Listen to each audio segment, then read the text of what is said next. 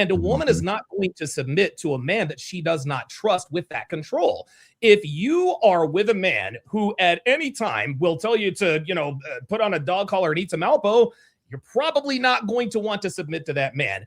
A woman has to, the way you get a woman to healthily submit to you is she has to know and understand that you honestly and genuinely have her best interest at heart. And making a woman eat dog food, I might be going out on a limb here, but that's probably not in her best interest.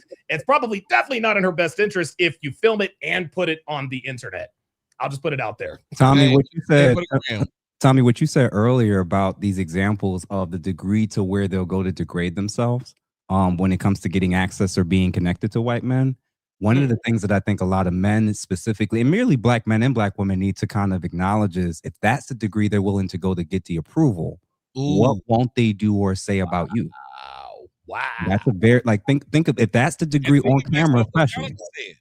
Because, when we're talking about these different content creators, best interest. Listen, man, you got to think about it. If that's the degree they're willing to go to get accepted, what won't they do or say about your community, about black men, about black women? They'll throw you under the bus in a heartbeat because they have no morality. They have no respect. They believe the way to a white man's heart is to say something bad about a black man. I got to bring in my man, Free Blanche. First off, welcome to the show, brother. Thank you. I appreciate it, man. Thank you for having me. I appreciate it. Thank you for coming. All right. Did you see the video about the black girl talking about how it's the best way to get with white men? I'm going to let you discuss that video, and then I'm going to throw you a video for the rest of the panel, another video I want you guys to see. Because it's for the girls, because they haven't gone yet. So this next video I'm going to throw up is going to be for them, and then all three of y'all going to have that one.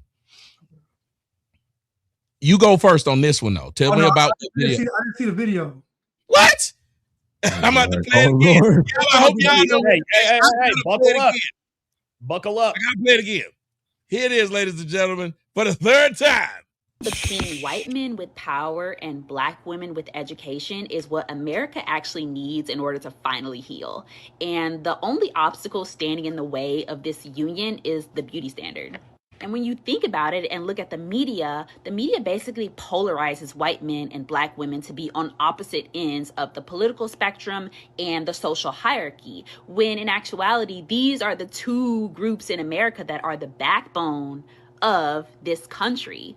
And so when we bring these two groups together, we can actually see reparations happen in a way that's more organic and natural. And this is part of the reason why I'm not pro-black, I'm pro-black woman. Not to say that I don't love black men, I do, but I think that when we as black women who are educated date outside of our race, we open ourselves up to the opportunity of actually receiving things like asset ownership, land, and property. So the question becomes, how do we fight against the beauty standard and, position ourselves as women in these spaces where we can actually receive partnership that repairs our communities? Now, you guys know I'm also down for the matriarchy, and I think we should be only focusing on the top 10% of men. And so I think as women, especially as black women, we have to think how can we express our femininity in ways that attract this top percentile of men? And how can we put ourselves in rooms and have hobbies and interests and experiences in life that give us access to these men? Because you having a life insurance policy on a top 10% man and that person dying and passing down their wealth to you, and you being able to ascertain land and give back to universities and become a philanthropist and do repair is what could happen in one generation if we put our minds to it. And while I think the black race as a whole can experience its own life and vitality, I think us as black women have to think more strategically about who we're partnering with and not be married to this idea that pro-black nation is the only way. And if you guys have any studies or statistics that support this idea that white men and black women in America actually make the strongest union, I feel free to put those in the comments. Blanche, we don't need 40 acres or a mule. We need white dick. Go. So when I was very young, my mother told me there's only two free people in the world. And she said, I was about maybe 8 years old. She said, the white man and the black woman. My mom told me this at 8. I'm 47. Okay. So if I look at white men and black women, I would have to say that they're pretty much, in my opinion, equal. And I'm saying equal in the sense that Black women pretty much have carte blanche in society, and so do white men. And however, reparations via interracial dating is insane. And this is crazy. So she meant that shit. She said it was straight face. She didn't blink. No flinching. So here goes the elephant in the room. White men are attracted to all races of women like all men are. Beauty is beauty. Black women are saying beauty standards because they're not selected that much outside of their race, but it's not because of physical appearance. What she's doing is trying to find a workaround, not physical appearance, but the attitude and disposition of Black women. That's what turns them off to most men around the world. So what she's doing is trying to find a loophole, but she can't, because it's not her beauty. There's plenty of white men that would probably date her or sleep with her or marry her or whatever. It's the fact that they don't like your attitude. And so they want somebody in the house who's going to be submissive, no pushback. And so she's put out there like, we'll be all those things, we'll be submissive, and they probably will. What I find is Black women don't behave the same way with white men as they do with Black men. I find that when Black women are with white men, they're on their best behavior. They are, they turn their assignments in early. They stay out of school doing their homework. They're doing everything, they're getting extra credit. It comes to white men. But when it comes to Black men, he's supposed to understand the struggle. He's supposed to skipping school. Skipping school, right? Being tardy, being truant, vandalizing buildings, all that. They get reckless with us. So, yeah, but it's insane to say replace reparations with dating a white man. I get what she said, but it's just insane. And I think somebody said it. Black women do have an affinity for white men, but it's not because they're white. It's because if they look at the chart of who's on top, they're going to see white men on top. So it's natural for a woman in hypergamous nature to want the top dog. However, if you look at the chart from the other end with Black women, they're on the bottom. So it is going to be very difficult to pair the two. I don't know how it's going to happen, but I don't know. All right, and before we move on, thank you, young lady. Yesterday, I did a wonderful interview. It was about 45 minutes, and it was with Iyanla Vanzant.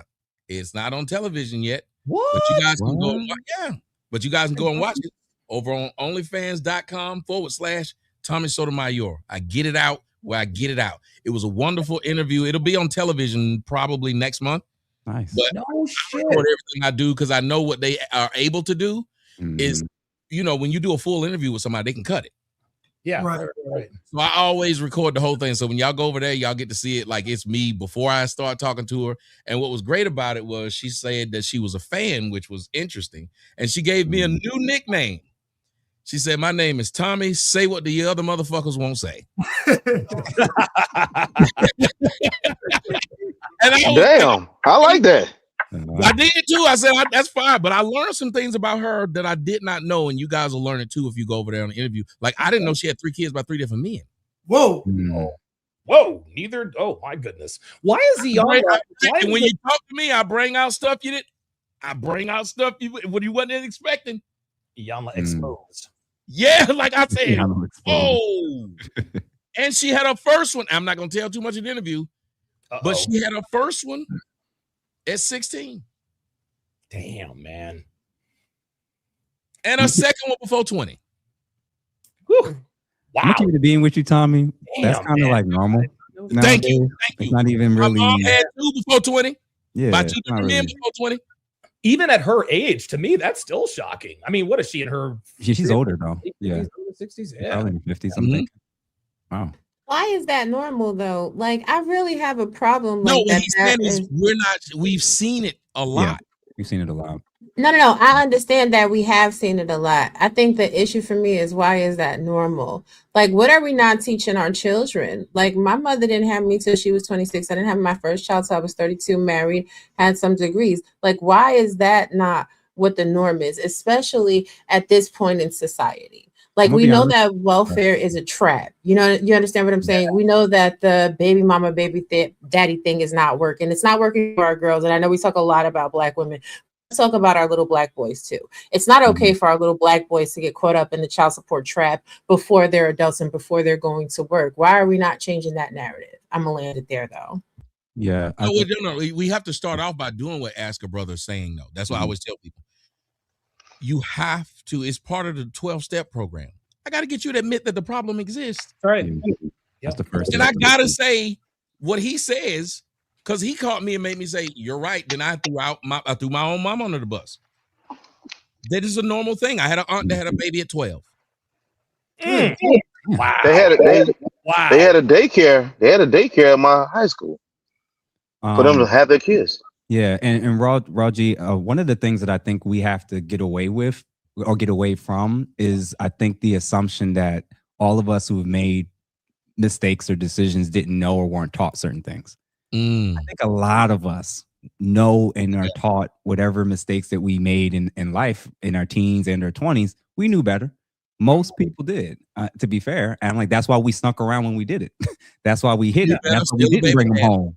Yeah, so it's a thing where it's like there's the combo of, yes, we would love it if everybody was taught a certain thing, but when you get into behind closed doors in these therapy sessions, when you meet with these people one-on-one, they're very cognizant of what they did and why they did it. I got pregnant with him because I liked him. I got pregnant by him because he was attractive, because he was the guy everybody else was attracted to too. I went unprotected because it felt good, and that's how I got her pregnant. Like, we got to stop pretending like 16, 17, 18, 22-year-old people don't know what's going on. I'm like, I think it's more so an issue of maybe consequences and reinforcements. So like the other gentleman just said, when I was in high school, when I was a freshman back in 2004, one girl getting pregnant at that time was like wild. Yeah. By the time we got to senior year, it was very normal, and we had programs and different things to kind of assist people.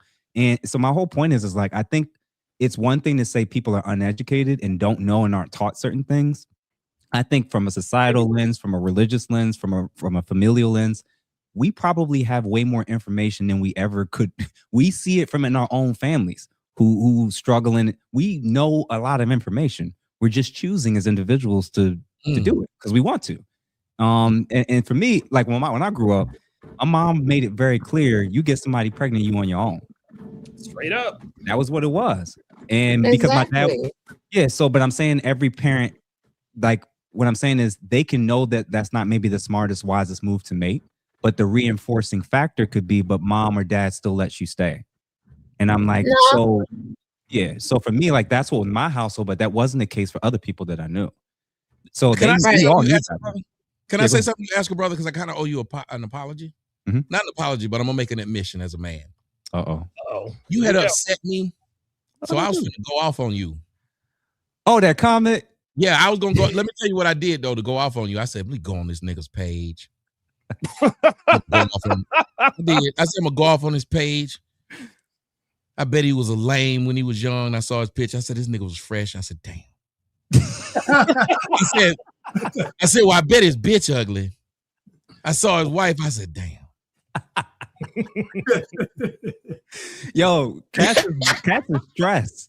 Cats is stress, man, because I learned, I got on around 17, 18 was when things started to click for me. So, you know, as a freshman, I was very short, very thin. I weighed like 110 pounds as a freshman. So it took a while for me to kind of catch up, but I saw the change. And I saw the rules that they the rules they would have not broken for me when I was younger, didn't have certain things or weren't. I saw all the changes that everybody's talking about in the red pill space. I experienced it.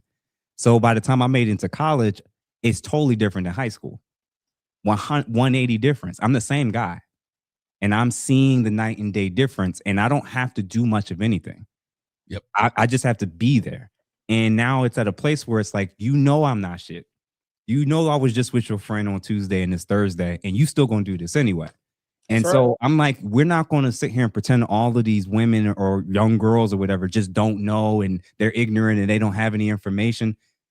At a time when you have every incentive in the world to want to chase the excitement, the thrill, getting with the black guy, getting with the guy everybody wants.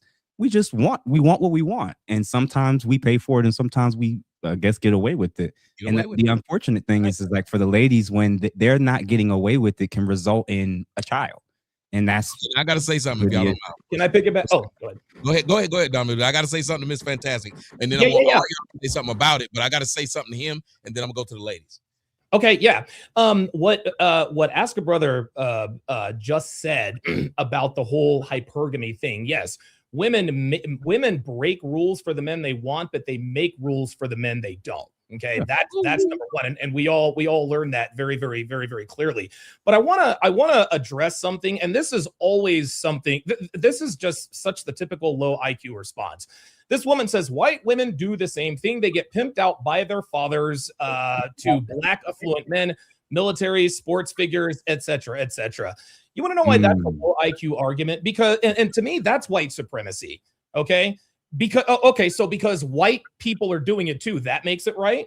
Right? Okay, we're sitting, okay, we're like, black women do X, Y, and Z, and this is bad. Well, white people do it too, sweetheart. That doesn't make it right. Okay. It's such a low IQ argument when black people, this is black women and white women, like they always like to make the excuse, yeah, well, white people do it too. Yeah, so fucking what? That doesn't make it right.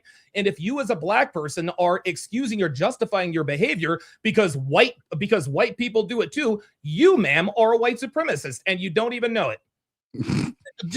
Can imagine what goes through your mind to say this, as if you need to ask her, well, who are these white people that you know who did this? First off, none. Because they don't know them and they don't know any of them. So they then use the idea, and you hear it way more out of black women's mouth than you'd ever hear it out of a black man's mouth. The justification shit they do. You never hear a black man say, well, white men don't take care of their kids too. The hell that got to do with it? It's like the blonde hair black woman argument. They got blonde hair and they show you a picture that everybody's passing around. Remember you talked about that. That's what I was going to get into with Blanche, but I got to see. I'm finna offend Mr. Fantastic or get him to agree with me. I'm going to do one of the two, brother. Did you see the story about the young black girl, the 12-year-old, who was supposedly gang raped by the boys? The boys were between 12 and 15. It's 5 of them. Yeah. That was down here in Florida. Yeah, okay. So you heard that story. I'm going to say something and I need your opinion. Then I'm going to get the panel's opinion. And y'all don't give me a long opinion. Just give me something very short of what I'm about to say. Okay. Everybody was shocked about the 12-year-old black girl and this happened to them, and they all pretended like this was shocking. Well, I'm going to tell you the truth. I grew up here in Georgia, in Atlanta, Georgia. And let me tell you what. Running trains on 12, 13, 14, 15, 16-year-old girls was a norm. No, Tommy, that can't be true, dude. Mr. Fantastic, am I bullshit? No, I'm hour south from good old Macon, and I was never a train guy. We didn't have trains in Georgia, no subway, no none of that. I was more of a coupe type nigga, and I didn't like no passengers for real. So I never I was invited to a couple of trains, but I passed. But man, and that what makes it so weird is the aunt is saying one of the aunt is saying no, it was consensual, and the girl got caught, so she changed the story. And coincidentally, Tommy, there's been a number, like at least 3 significant stories of women lying on men, claiming just because they got caught. Yeah, and those women got arrested. So it's like 2 white women that recently got arrested for being found to be lying about men, raping them and whatnot, what have you. Yeah. So the trial has to go on. Of course, innocent until proven guilty. But you don't get that chance as a black man or a man. Period. No. The easiest claim for a woman to ever make against a man is any type of sexual misconduct. Easiest thing. You're automatically you're guilty until proven innocent. Yep. Yeah, I'm gonna say this. You're guilty until proven innocent, and even if you're found innocent, you're still guilty. Remember the dude that did A Birth of a Nation? Tommy, what's his name? Oh, Nate Parker or Nate. I think it's Nate Parker. Yeah, Nate Parker. Yes. Nate Parker literally went through this thing, beat the case, proved that the woman lied. He ended up. Yeah, she deleted herself, and then they came back and blamed him and brought it up, and that's one of the big reasons Birth of a Nation tanked, because they resurfaced those claims, even though the man was exonerated beyond a shadow of a doubt. It was impossible for him to do what the woman claimed. They said, hey, this was this rapist that got off and made the woman kill herself. So yeah, man, even if you beat the case, bro, you never beat it. I just want to say I appreciate y'all. Y'all didn't get to see it on the screen, but if y'all looked over on the side of all of the comments, because it would get in front of Blanche, so I didn't put them on the screen. I'm not crazy. I'm not rude or mean. This is something that was normal. It happened. These girls were sexualized at a young age. Are you talking about 12 years old, Tommy? Like for real, No. for real? Donovan, you got to go younger, bro. All right.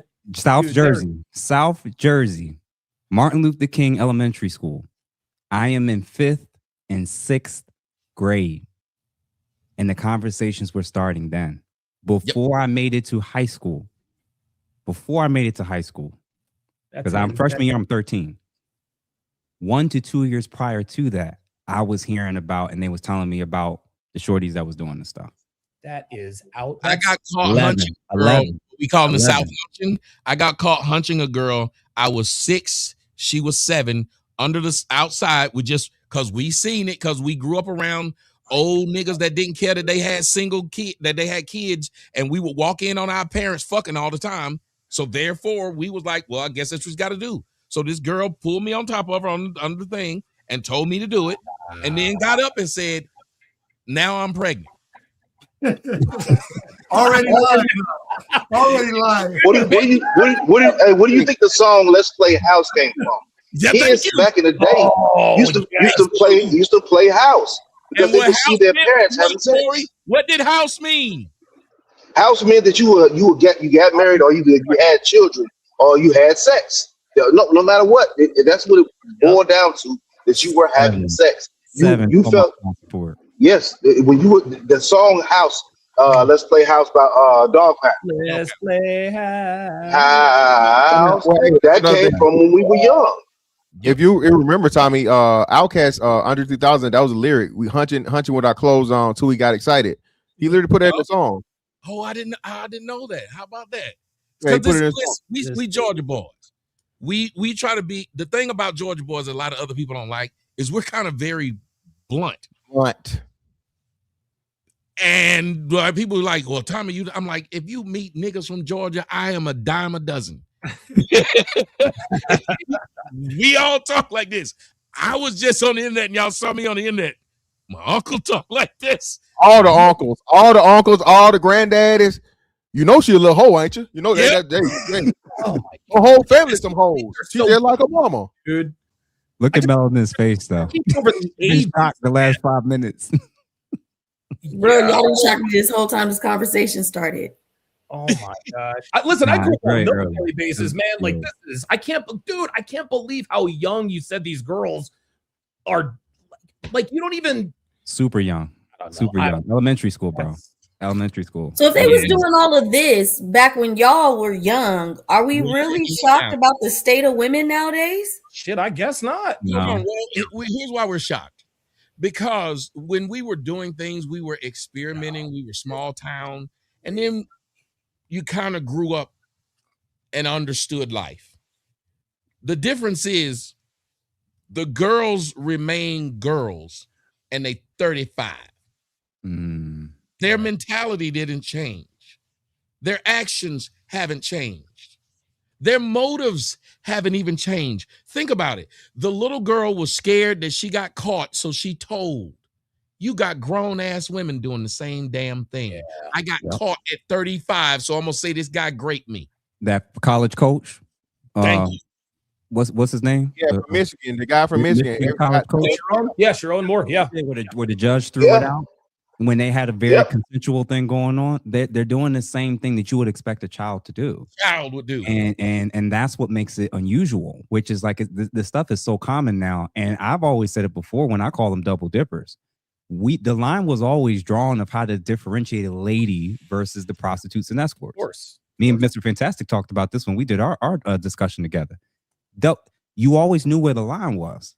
And now when they're jumping back and forth, they want to act like, dress like, and be like them. But simultaneously, the Duke lacrosse team, again and again and again. This is so common. And now they're talking about where's all the men, where the major change now is all these dating events, men ain't even showing up. Nope. And they're showing up, men not approaching the same amount of women to the same degree that they were. Everything is via text and email to make sure they have a paper trail to show certain things now. Men are just moving a little bit different because of these type of reasons. So it's like we're having less children now. Men are not getting married at the pace that they used to get married historically. A lot, like one thing I'll acknowledge about this generation of men is a lot of them are adapting. They are adapting to a market where you don't know. Like I said this to my wife when, you know, me and her had these type of discussions and conversations, and I tried to explain to her, I really do believe that women are not loyal to men. I believe that they're actually loyal to their feelings about said man. Absolutely. 100%. So when you're, and I said it to her, when your feelings are cool with me, when you love me, that's all. Yes, you love me until you don't. And I said, so when you don't, when women in relationships and when they break up or when they get divorced, the version of who she is that's leaving is not the version of who she was leading up to that decision. The woman leaving is somebody totally different. Right. So what she's capable of and how she's thinking, you got to keep that in mind. I'm like, I'm not saying be completely terrified of women, but I'm acknowledging that duality exists within women. You absolutely can change. You be absolutely completely scared of women. Let me tell you why. Look how they make fun of Mike Pence for saying, because I'm a married man and I think about it. They made fun of him. Open door policy. Women who said all men are predators make fun of him when he don't want to be involved in the crap. Yeah. So like you said, they want to double dip. They want that. Why do you think as soon as they say they don't want to be sexualized, as soon as you say, okay, I won't sexualize you, what do? Yep, there you go. There you go. And listen, Tommy, they probably do it again. Do it again. Let's see the titties, Tommy. Let's see the titties. That's what do it, Melanie. Hey, this is a family program, Tommy. This is a family program. Don't be showing them titties. And check this out. Look, that was funny. Tommy said earlier, what Tommy said earlier about 35-year-old women acting like, you know, little girls or teenagers. What a lot of men don't realize is that as soon as they realize in their mind that men want to have sex with them, all maturation stops immediately. And the reason for that is because they now know that they have everything they need to get everything they need. Dating, relationships, marriage, children does not happen without sexual attraction. So this is why you have women in their 20s acting like that they are 14 years old. It's because at 14 years old, they discovered that men want to have sex with them. But here's the catch. They don't start maturing again until after they start buying their own drinks at the bar or the club. They start maturing again after the men that they used to that they used to bang aren't paying attention to them anymore. But the 35-year-old woman doesn't start maturing from the age of 35 in her mind. No, she starts back at 14 when she stopped maturing. And this is why you have an exorbitant amount and numbers of women who are in their 30s and 40s who act like fucking teenagers. She still got the mind of a 15-year-old because she thought to herself subconsciously, guys want to fuck me. I'm not going to have to develop a personality. I'm not going to be affable. I'm not going to be feminine. I'm not going to learn to cook, clean. I'm not going to be good company. Why? Because guys want to fuck me. And as soon as that attention starts to dwindle, all of a sudden their hindbrain says, uh-oh, we're not getting enough attention. Let me learn to cook, clean, be sensible, be affable. No.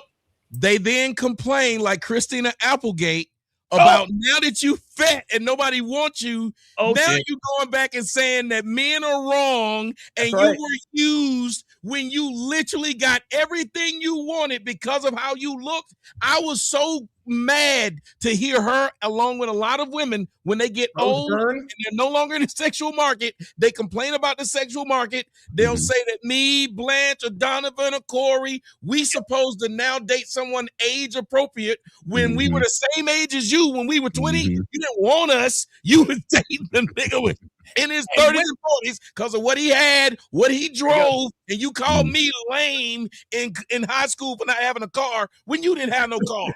And check this out. They look at their age, they're complaining about us dating younger women. When you were their age, you were fucking niggas our age. You know what I'm saying? That's what I'm saying. And Chris Rock said it best. He's like, look, man, I didn't become rich and famous to date Anita Baker. Like he wasn't playing around. Hold on. We ain't going.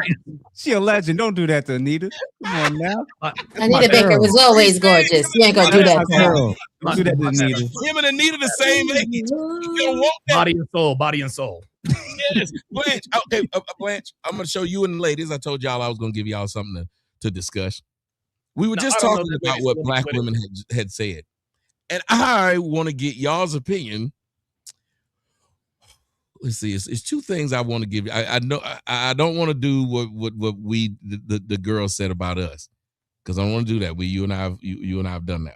But it's two things I want to, and I don't know which would be more fun for y'all to all talk about. You and the ladies. I know what? Fuck it. This might be the more fun. Listen to this. Walking down the street and I see a black man with a white woman. There's a weakness in him. Ooh. Something in him is weak.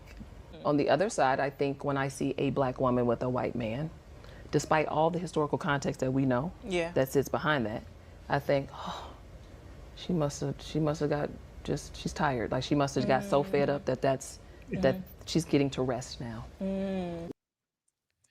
And choose black for everything but your love. I think that's really what it goes back to. So why is not the standard for Kamala? Unfortunately, we have that standard for women higher for men than we do for women. I can call that out, right? Because I can be the first. I say any day of the week. If I see a black man with a white woman, I'm like, that's that deep ass self-hate, my nigga. You need to do something about that, right? Flip that same coin. I see my sister with a man, I'm gonna say girl, go where you loved. So I get that. And I can honestly say that's a bias I probably need to check. Do I plan on checking it today? Hell no. You need to. Do I plan on checking it in 10 years? Probably hell no. I don't give a damn. I call them wenches. Okay. Oh my God. Blanche. Here's the question that I'm going to ask you and the two ladies. Why have black women been allowed to be open hypocrites like that? Ladies, Raw G. Let's go. Okay, y'all want me to go first? Fine. I'm gonna just tell you with my honest thoughts. These hoes is delusional, because at the end of the day, if there's a weakness in a damn black man for dealing with a white woman, then there's a weakness in a black woman for dealing with a white man. It's reverse racism at its absolute worst. At the end of the day, if you happy, I don't care who you with. You want to be with a Spanish person, a white person, an Asian person, a purple person, whatever makes you happy, that's cool. Do you, boo? But I'm not gonna sit there and then see somebody that looks like me with the person that you want to be with and say, oh no, now that's okay. F that. Like, what the why do these hoes get, you know what? Why are they on social media? Somebody take the internet. Please. I need for black women to just need it. If it wasn't for the internet, y'all would have been saying, y'all started off when I was talking, y'all said I was lying. Did they not? They said that the things I was saying were not true. What happened? Women got the mouth. And they started saying exactly what I said they say. Yep. Melanin, I ask you the question. Why are black women allowed to be open hypocrites? Not that they're open hypocrites, but they're able to do it, and we sit there like men and the rest of the world, because that's what Blanche and I had to watch. Four people sat there and kept talking, and none of them corrected the other one. They didn't say, this sounds stupid. Why is it that women do this? Why is it they're allowed to do this and no one corrects them? Well, I mean, in the sense of the black woman, based off your question, the only response I have is, who gonna check me, boo? Oh, shit. Yep. There you go. Right. There you go. 100%. I got shit else to say. Like, what? What it is. Because they are allowed to. I don't know why. And then what's crazy is and I'm not saying all, but majority of them go to a white man because you don't want to listen. It's not like you get with the white man that's really building a structure. From what I've seen, it's the one that promotes the bad behavior.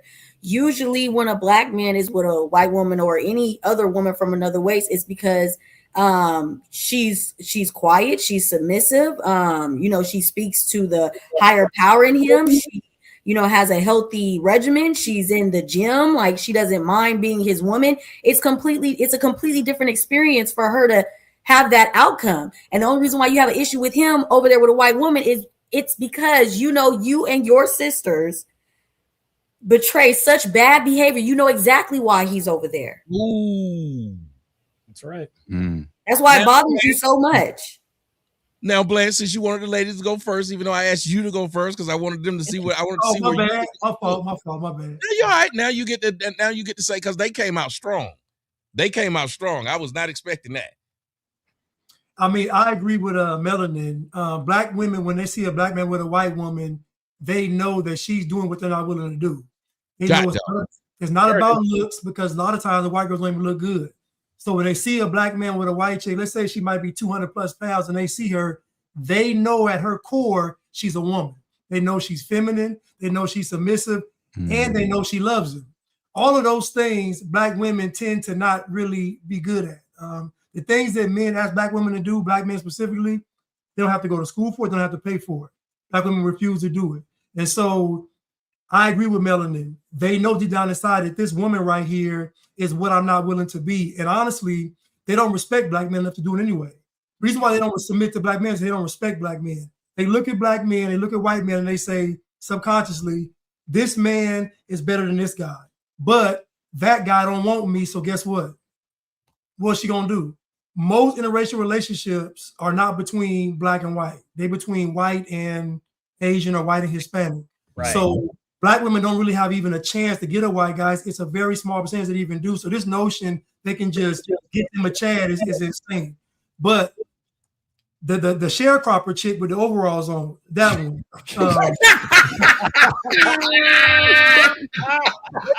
Hey, yo!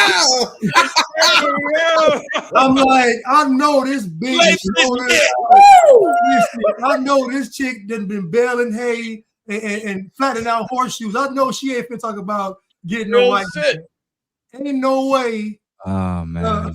That nigga said she been shoeing horses. Paula Bunyan finna talk about getting a white man. Man, stop. Tommy, I do got to run real quick, but I do wanted to just to speak on this topic. I think from like a psychological lens, because I've been thinking about this for a minute. I think, because I said it to, I can't remember if it was Mika or somebody else. I think interracial relationships for black women that are seeing a black man with somebody that's not black, a black woman, I think that what they're seeing is, what they're feeling is, it's the equivalent of like looking in a mirror and knowing that you're seeing something that you don't like, that how it makes you look. What I basically mean is, when you're looking at an external relationship of two people that you may not even know, like when they get super upset about the black athlete that they would never have a chance with, ending up with some Spanish lady or some white girl or whatever, that in their mind is a shot at them, at themselves, as a collective. So what I think is happening is, it's a mirror that's being held up to them. It's like, why not me? Why not us? Why aren't we in that position?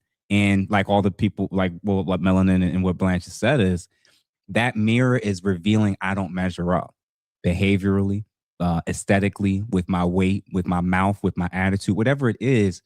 They're looking at something that shows why they're failing. Like the best reminder is, imagine if you were like, coming from a poor family and you're hanging out with your friends, going to school every day. But periodically your friends will say, oh, come over to so-and-so's house. We all gonna link up. We all gonna meet. The moment you go in so-and-so's house, instead of it being kind of similar in the similar economic bracket as you go and you're like, their house is amazing. Everything that's wrong in your sitting, your home, your background, they have it. And it's that feeling, it's that tension. It's a reminder of what you don't have. It's a reminder of what you haven't accomplished. It's a reminder of what you haven't elevated to. It's a reminder from their lens of what their value and worth is in the dating market. When they look at those interracial relationships, that literally is a reflection for them internally that we're failing, that we look bad, that guys that make money that look like us will choose somebody else. That's the internal thing that's happening when they're looking externally at a relationship that has nothing to do with them.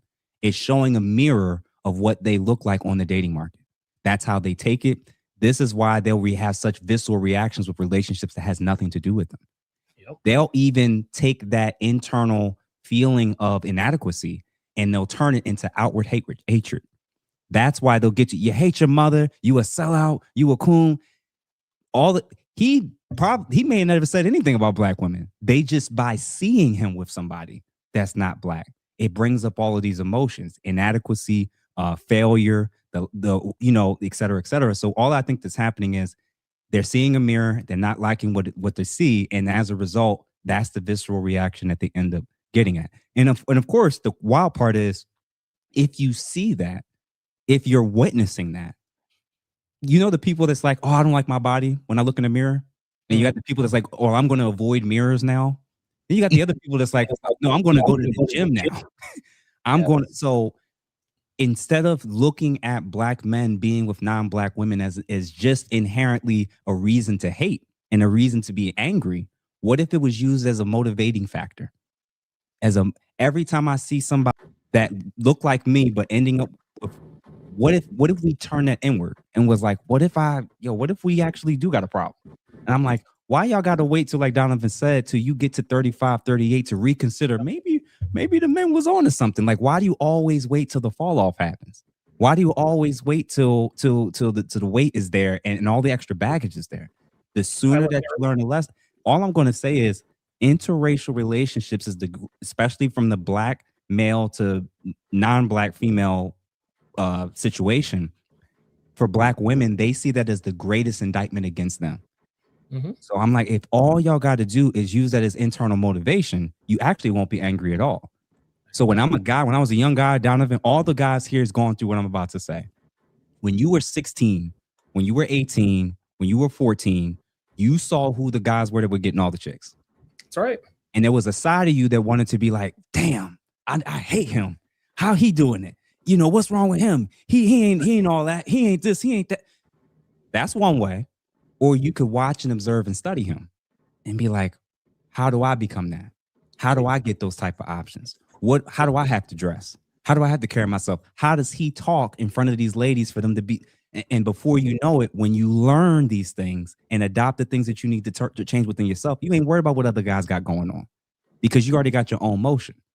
Mm-hmm. If Black women in mass, only the ones who even care about this, because I know plenty of Black women who this is not on their radar. Like, it is what it is. They see it and they keep it moving. That's because they have the quality type of relationship they already want. They have it already. They don't. This is the furthest thing from their mind. So what I'm saying is, for the ladies that are still stuck in this mental hole, all you got to do is use it as a mirror for motivation, not a mirror for hatred. That makes sense. Yeah, it makes too much sense, and that's why they're not going to do it. I'm gonna let you go next, but I got to read this for whoever this is.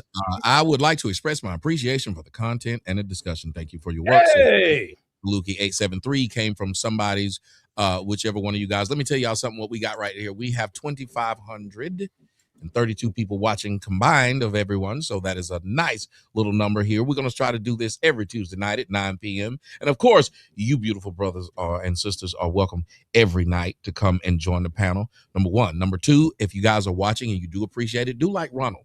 Go to your favorite or your least favorite or whoever it is, but support the brothers and sisters who are up here by going to their pages, subscribing to them, hitting their, I don't know what that's called because I ain't been on YouTube in a long time. What's it called? The notification bell.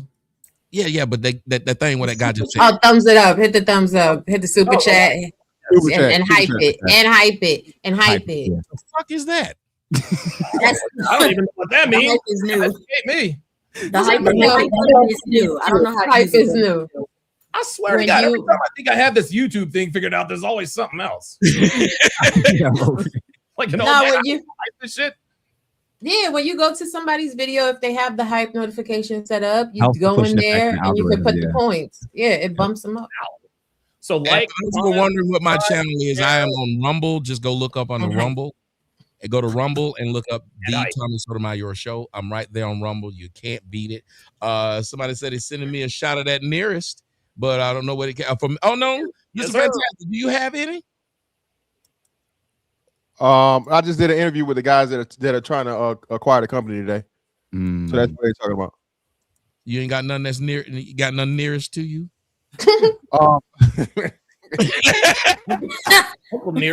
I got some liquor, but it ain't Nearest. You know what I'm saying? I just did the interview. I never tasted it. I never had it. Uncle Nearest it's intense, man. It's the only whiskey I've ever had that actually gave me a hangover. That shit is hot. Oh, yes, I never. Yeah, see, I couldn't tell you either or. Yeah, that shit is absolutely crazy. Does anybody else have anything to add on the video? I guess while we're waiting for Tommy to pinch one off in the bathroom. Free Yeah. Listen, y'all. Have a good evening. Thanks for welcoming me in, man. Ask a brother. Hold on. Oh shit! There it is. There it is. Hey. Yeah, dude. Ask a brother, man. You're a fucking smart dude, man. Crazy. You're teaching me shit. I'm like, God damn. Oh, by the way, Donovan, I messaged you back in like November, brother. I was trying to. What platform? Because I never. IG. Okay, dude. I never, dude. My Instagram looks like a fucking Instagram thoughts. IG. I've got messages. but what I'll do is I'll go in there and we'll link up. I'll just give my cell phone number and Got you. Like that. But yeah, I like talking to you, man. You're a smart dude for real. I appreciate it, man. What you And about to shouts out to my man TM Riley. I hate doing this, but when they throwing money, we gotta show them love. Making it rain, baby. We got that. We got what is it? This new one here. On the titties, Tommy. That's what it was from because you showed them. Chat. So one over in mine, but I have to have them to put it in there. I don't know why it works that way. But there goes another one. Hey. Sticker, cool. Show love. There was one in mine, but I don't know how to do it. What I have to do is copy it. If you go to starred, you can like on the right side it says live and then starred comments. It has in the parentheses. You'll see all the super chats. Oh, look at you! Oh shit, then so I have to do this. That's the only thing I know, y'all. Don't get it. Thank you, sassy girl. TM Riley threw $10 at me. Thank you very much. Thank you very much. But I'm gonna take a shot of this Uncle Nearest, and you're right. This Uncle Nearest is intense. This is like one of the ones that's biggest. This is 93 proof. The other ones I have over there. Wow. Yeah, 93. Shit. 93 is. Oh. Good. This motherfucker 93 to infinity. If you drink, it ain't 151. I'm gonna tell you that. Woo! College days. That one time 93 until. Man, 151. But Blanche, what you was about to say, brother, before I head out? Yeah, I was going to ask you, do you think, okay, so I look at all of the women in the world, and Black women are the only ones that get the label of queen and goddess. They get the highest status among women, Eve, Jean, all these things. Do you think it's harder for them to, I guess, see the light because of all the propaganda they receive? So like other races of women, like a Hispanic lady in Mexico, she's not being called a queen and a goddess. She's just not. I mean, so but Black women in America get put on a pedestal by the media, Hollywood, everybody. Do you think it's harder for them to have to compete with that kind of propaganda and programming and then try to, be submitted to a man? I want to get your thoughts on that. Yeah. So I think 2 to 3 competing things are absolutely going on. And I do think that, of course, we got to acknowledge like individual responsibility matters for sure, right? But beyond that, I do think a lot of people in the space today only want to isolate what we're seeing, what we're dealing with to specifically just volitional decisions. They want to ignore any and everything that's happened to this community to get us to this point and then blame the current modern day people for how we got to this point. And I'm like, nobody who actually knows history would agree with that. You would look at this as all interconnected. CIA, drugs, 90 crime bill, you name it. There's a whole host of things that kind of set things in a certain way. And I would tie it probably back to the starting point being between the 60s and the 80s. The 60s and the 80s, we all kind of know a variety of different things kind of started to take place.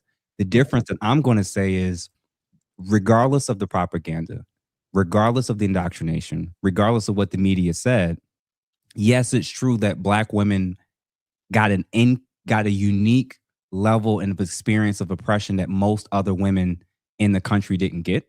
That's legit. That's real. So whenever something hit hard with America, the Black community got hit the hardest. So when you're taking those women, if we keep saying that they're all hypergamous, if we're saying they're all looking for support, if we're saying they're all looking for providers, that doesn't change based on race. That's just a thing. So if the group that was targeted the most, that was harmed the most, meaning like when those factory jobs left in Philly, in Camden, in Michigan, different pockets, who do you think got hit the hardest with trying to find replacement income? The Black community, i.e. the Black men.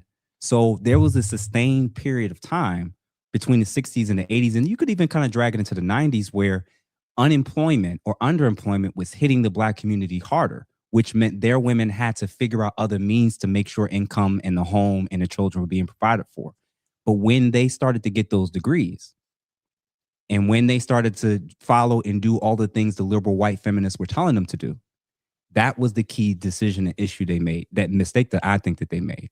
Now, as a result, all the media, all the propaganda, all the indoctrination, you can name it, fine. But the issue is they were the ones that swallowed it in mass, doubled down, tripled down. So when Donovan's like, all these things could have happened, but you don't listen. Now, I'm in front of you right now. I'm here right now with a job. And what lets you know we can't point to just the past is because you got Black men today that are working, that do make more money than you, or are building something, or have accomplished things. And it doesn't matter which tier of where he is in life, he's still going to see a side of you you'll never show your boss. How many question for the panel? Who knows what the Mexican blackbird is? I've never heard of it. Endangered species? None of y'all gonna get this $1,000 I was gonna give for who knew it. It's up on the ceiling. It goes beep all the time. Every time a chick talks. No, the Mexican blackbird is a half black, half white. I mean, a half black, half Mexican whore that Billy the Kid used to sleep with at Pete Maxwell's place. How was we supposed to know that? No, bro, what? The comment section put it. If he God bless him. I mean, none of y'all watch Young Guns. I did. Great. Young Guns 1 and 2. Yeah. Yes, you remember when he kept telling them they gonna take the Mexican blackbird down to Mexico? Billy was lying to the people, telling them they trying to go to Mexico. And finally, two of them got killed. They said what he said. Where's the Mexican blackbird? And he said, I'm gonna tell you the truth. It's just a half black, half Mexican whore we used to fuck. That's What he was doing was saying, and what he was doing was basically saying, you can lie to people and get people to follow you into death over a lie that they didn't even check. Because he had all of them riding with him, saying he knew the way to get to Mexico. And he did it because he knew he didn't want to leave Lincoln County. That was home. He never wanted to leave. And a lot of y'all are with people in your life. Going back to what my man Jeff Asker brother was saying, a lot of people, when you talk about this Kool-Aid and how we drink this and we fell for this, I think it's more simple than that. I think a lot of people are stuck in a spot and want to bring other people with them. Yep. There's a lot of people that misery loves company. Yep. They did not want to see you when you was in. You remember, we the only people who say to each other, "You think you done forgot about the hood." You ain't never heard nobody say you done forgot about the trailer park. Sure don't. Facts. And Blanche, and I'll say this, because the real question everybody's asking at the end of the day is this fixable? Is this going to change? Is it going to get better? Is it going to get worse? I'm going to give my honest opinion based on how we got to this point. It'll only get better based on the condition, not that the women who currently don't respect men or respect Black men are just suddenly going to snap out of it. No, I don't believe that at all. I think it's going to change when their financial situation changes, when jobs are less, when the economy gets worse. And what I mean by that, and again, I was careful with my words. I doesn't mean that they all of a sudden now respect men, or that they now see value in men, or that they now want to. No, it's because now it's expedient, it's necessary, it's a requirement. If you take all the luxuries and things that modernized American and westernized women have, and you put that in any country around the world, you're going to see the same pattern. You're going to see it. Yeah. It pretty much take away all women's rights. Yeah, it's just an act. It's out of necessity. So whenever you have something in crisis and women need men and they're forced to go back to the men, that's exactly what it'll be. What's going to happen. That's how it works. I'm kind of curious. I'm kind of curious to not understand or see, why don't people see that that's what Trump is kind of doing with what a lot of things that he's doing is trying to bring back the nuclear family. Yeah. I mean, because everybody looks at everything through the lens of resentment. And that's really the problem in the African American community. It's not that Black women don't listen. It's Black women resent that they have to work so hard, and Black men have not been the providers to the same degree. And Black men resent that Black women don't sit there and just stand by their side while they're trying to get things together. And the reality of it is everybody needs to keep their genitalia to their damn self while they're getting their stuff together. But unfortunately, everybody loves to hunch and suck and play stupid games, and nobody likes to use a contraceptive film or a condom because hold on, nobody told me that y'all was gonna come up here and fucking attack me. I ain't gonna sit well, I'm gonna say this. He was 7 years old. Cut him some slack. I will say this. The major issue with our women in mass getting very educated, getting their salaries up, all this great stuff for them as individuals, is that they took what other women were doing as well, and their psychology did a flip that wasn't really quite what I've seen in other communities here. What do I mean by that? When you go to an Asian restaurant, is it just Asian men working there, or do you see Asian women working there too? Ooh. You do go see to Jamaica, family. when you go to Little Italy's and you go to Chinatown, when you go to all these different establishments, all these different businesses, our women talk about their money in a way where they can look down on all the men that don't make their money that much or less. Ain't that what you said earlier about them being that, having that been? And I told them, I said, wasn't the biggest thing that Black women got them on national TV was in the 70s and the 80s and the early 90s. They were going on Donahue and all these places talking about they're more educated than Black men, got more money than Black men. Isn't that what Blanche? Isn't that what those 4 girls said on that panel? Yes. Right. So the crazy part about it is, if all the demographics, all the major demographics, all the women are on paper literally more educated than their men, but only one group talks about being better than their men because of the degrees, because of the money. And then when you look at the statistics of who's making all the money, do you notice the East Indians, East Asians, and all these different groups? It's the men and the women that's making the money, which means they're both working, they're both contributing. Asian women, all women are the ones that talk about looking down if you got to build with a man. When I was in college at a PWI, you could see the difference of the women that was going for just a degree and the women that were going for the degree and the man. It was night and day difference. They were taught and trained, or as soon as they got there, they knew after sophomore year the clock was ticking. And I saw party white girls who was doing it all freshman year. They changed their ways, bro. By the end of sophomore year, that switch hips on. They're going to certain classrooms where they know that the guys with the certain majors would be. That like they know they're projecting out what he's going to be, and they're already putting their claws in the right guy. So by the time it's ring by spring, that was the thing our ladies weren't taught. Jeff, I got to ask you something, because you went to PWI and I learned this. And I gotta ask you, and then I'm gonna start reading some of these things that they want us to discuss. So whenever you guys send whatever they're called, a Rumble Rant or Super Chat. Y'all put them up there. We will read them and we will discuss them. So make sure y'all say something. But I gotta say this to you, since you went to one and I went to one. Here's one thing I learned. You tell me if I'm full of shit or if I hit the nail on the head. Okay. The women, I learned quickly that they were going to college to find a mate, and the men went to college to find a connection. Meaning, I learned really quick that it wasn't about the degree, because if you notice, most of the white boys who make the most money in the world, they don't have a degree. But what did they learn in college? The nigga to talk to, the nigga to hang. Networking, nepotism set up, all of that. Yes. It was real. It was real. And what I'm basically saying, man, is for our ladies, they think they're playing the same game that they're not, that the other women are. You're not. You running to get that degree was a means to an end. That's right. That was it. That's the end. But it doesn't.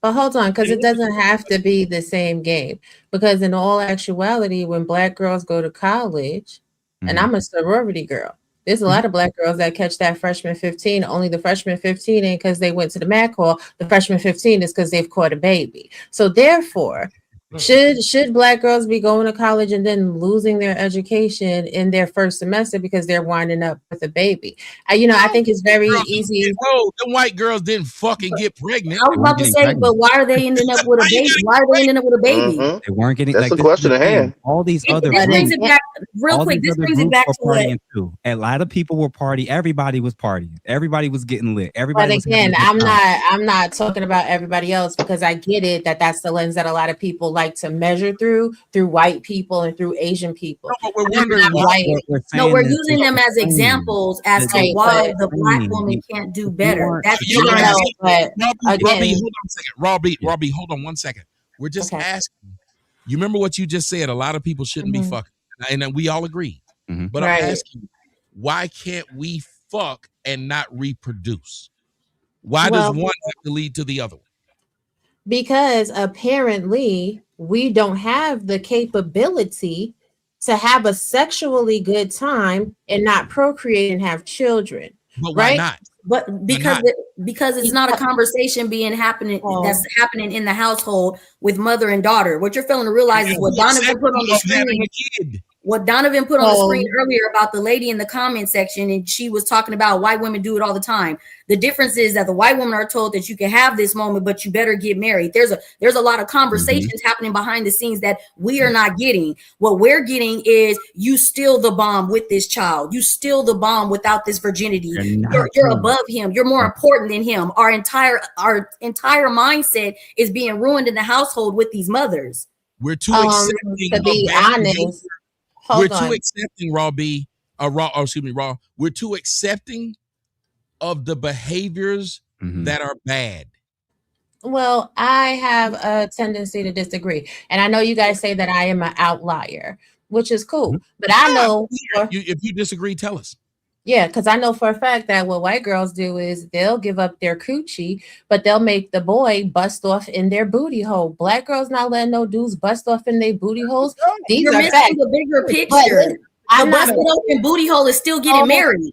Hold on, Melanin, because you're missing it. The busted old booty hole is still getting generational wealth. The busted hole booty hole is still getting the big wedding, the family photos. Like they're not doing. What are we talking about?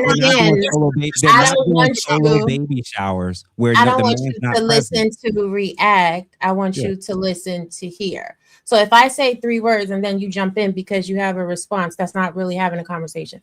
But at the end of the day, right? If you were raised in a household as a black girl where it's acceptable for you to be having sex in the first place, for you to be having children before you walk across the high school stage, yeah, that is the problem. So we do need to have those conversations. However, because we know that this is what the problem is right now, how do we move on from here? Is we tell our children to simply stop having sex. And it doesn't matter if everybody else in the world can have sex and do all this and all of that. For a moment in time, I'm sorry, the black community has to slow down on the sex. They have to start recentering education. They have to start recentering morality. It doesn't matter if everybody can do it and still get generational wealth and big weddings and all this and all that. You can't. Just like if everybody's jumping off the Brooklyn Bridge, are you jumping off the Brooklyn Bridge too just because they're jumping off and they're not getting hurt? You shouldn't. Yeah, your statement avoids accountability. Yeah. I have a 20-year-old daughter and an 18-year-old. Neither one's pregnant. Do you know why? Because you've instilled it in them. No. Because contraception and you can't come home with no baby was something we said. We didn't tell them you can't fuck because we can't stop them from being human. Not gonna stop that. Yeah. But what we did tell them is, remember what you said. You said, I was trying to tell you earlier, and it was like you were disagreeing, then you came back and agreed, but then I understand why you were going away because you said we don't have the capacity to do that. I do believe we have the capacity. If you set Aiden, black people, I think we're educated enough. If you set us down and you tell us there's a better way to do that thing that you're doing. Because remember, black women didn't used to get weaves and wigs. That was something that white women did in Hollywood. You looked at it, saw it, and you turned a Hollywood thing into a household name. You were smart enough to figure that out. I do believe that my daughters aren't special in no kind of way. I don't think they are. I don't think they're smarter than Jeff's kids. I don't think they're smarter than Blanche's kids. But you know what I think? I think that if you just let them know, here's what's acceptable in this house, and here's what's not acceptable in this house. Yeah. They will live that thing out. Let me add one last point to what Jeff was talking about in terms of the difference between the typical white woman that goes to college and the typical black woman that goes to college. Yes, they by the time their sophomore year ends, they're trying to take classes with the high value guys or the future high value, pre-med, pre-law, etc. There is no greater example of this in action, gentlemen, than professional sports drafts. You look at the NFL draft, you look at the NBA draft. I'm telling you right now, 60% of these niggas that get drafted in the first round, probably higher than that, are with white girls because white girls understand the assignment. Yeah, okay, they're popping the pussy and they're giving it up and letting dudes blow in their booty hole or whatever the case may be. But what they also do is they invest. They recognize someone that's high value and say, hey, you know what? This guy might be a first-round draft pick. Let me get with this guy. Why? And the thing is that American black women have just as much access to these men as non-black. They have more access. More and earlier.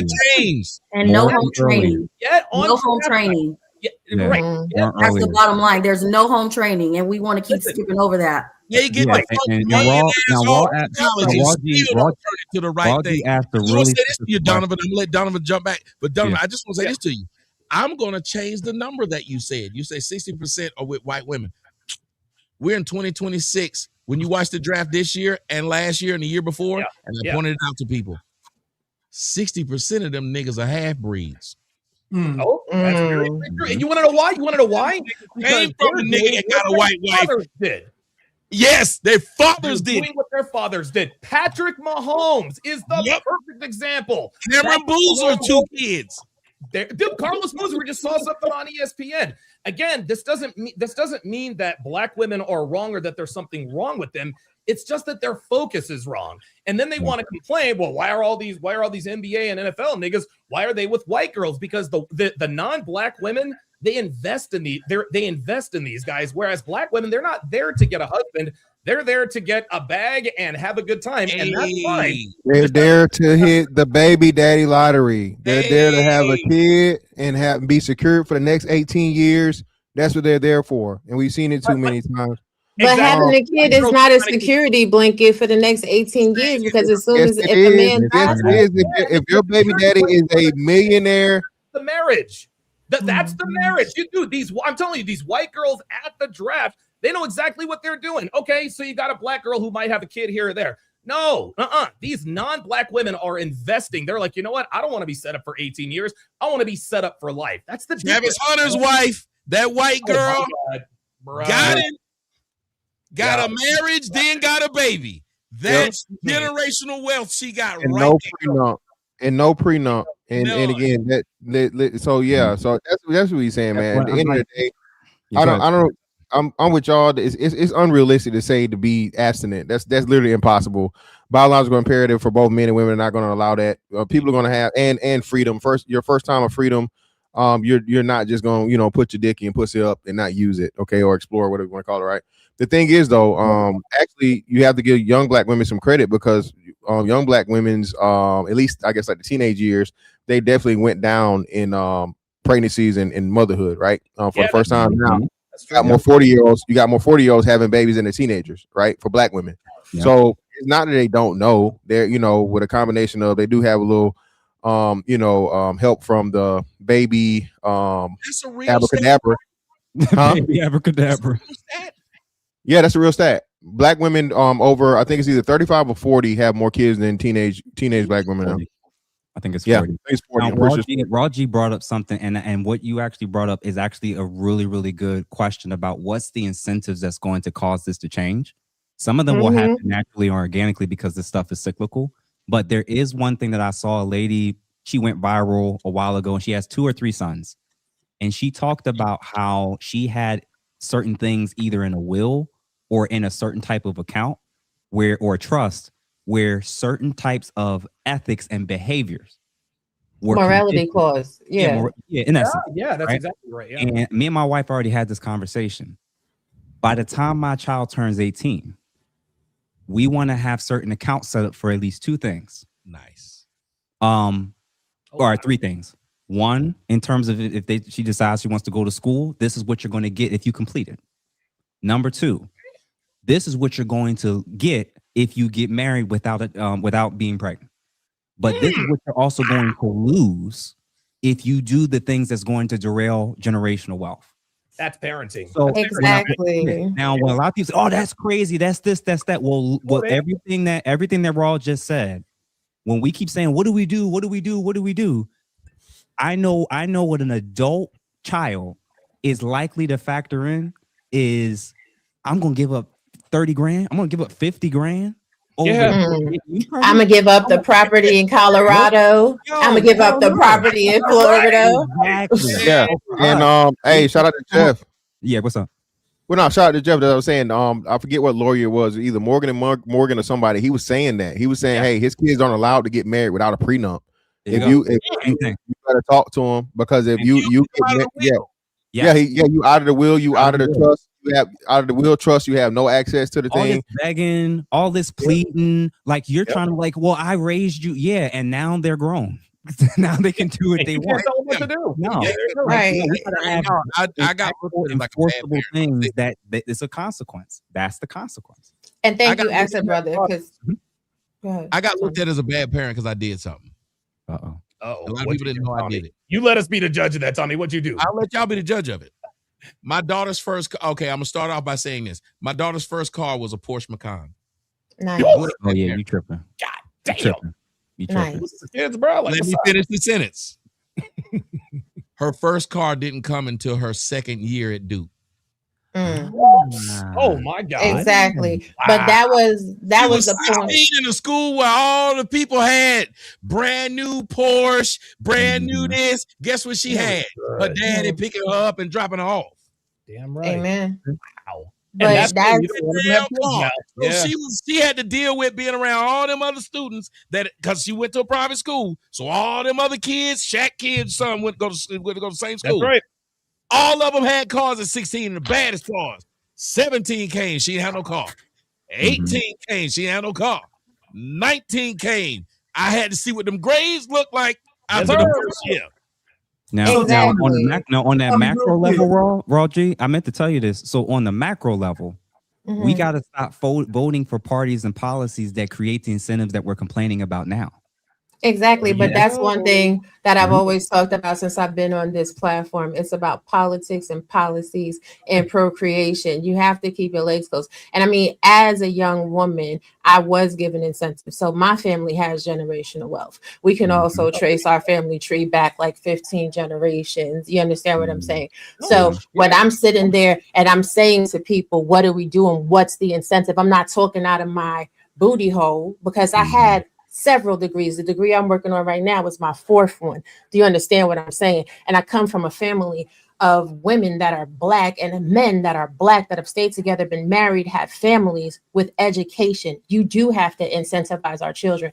But you know, whenever we're talking about you can't just be having sex like that, and people get so explosive about it. No, you can actually put morality clauses in trust. You can actually tell your children what they are and what they're not going to do. And Black children are not allowed to just run around willy-nilly, just popping it and busting it wide open. The fact that you said there's 12-year-olds getting trains ran on them and at 6 and 7 hunching, like I couldn't even spend the night at somebody else's house when I was during school hours, ma'am. I'm trying to tell you, like, a lot of stuff that parents find out is after the fact. Thank you. And now we have to deal with the after effects of it. And so for me, it's like, I think 2 things could be true. Like when we talk about like, well, where were the parents, or they're not good parents? I'm like, if you're a therapist, if you're a clinician, if you've done any of this work, you're actually dealing with the troubled youth. If I worked in a prison, right? This idea of like the prisoners didn't come from homes where they knew right from wrong and they weren't raised a certain way. I'm telling you, like a lot of what you're saying, most people, after about 10, they know. They're just choosing not to. And I agree with you. It's a volitional choice. Now, the consequences, what you're saying is, me and my wife can do that based off of our tax bracket. There's going to be people that's much lower to the economic thing where they have to find out most of the community. Yeah, they got to figure out what's the other incentives or things that we can do to really build this up.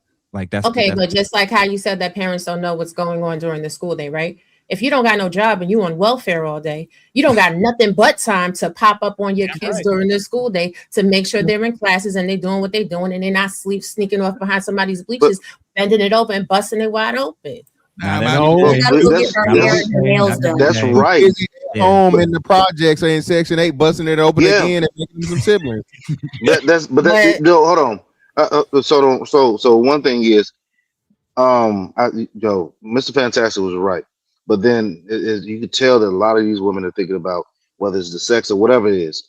But I had a lady in my class this weekend, and I'm telling you, she was like functionally illiterate.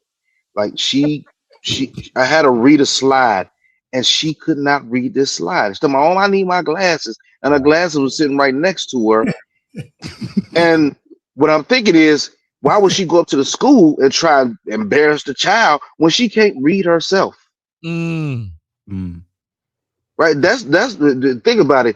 You got a blind leading the blind. A woman that can't read trying to teach her child how to read, and then come up there and try to say this ain't right, and she don't even know what she's talking about. Like, and another thing, literacy rates right going on right now in the Black community. Do people really know what those rates are? It's abysmal. The thing about it, even with the literacy rate even declining, but these are the people that are out here that are trying to stomp and come up with policies and say we need to change this and do that, but you can't even read the text that you're even talking about. But you got to remember, math is racist. Remember? Yeah. Well, brother, didn't you say that women have taken, like, the biggest thing is that black women took femininity and they swallowed it whole? Yep. Yeah. Well, feminism specifically, yeah. Yeah. Okay. So I want to make sure we go off on that. Ladies and gentlemen, if you don't mind, there's a link in the description box. If you guys go ahead and take a look at that link. What he was talking about is, speaking of swallow it whole, go ahead and join my OnlyFans. Go to onlyfans.com.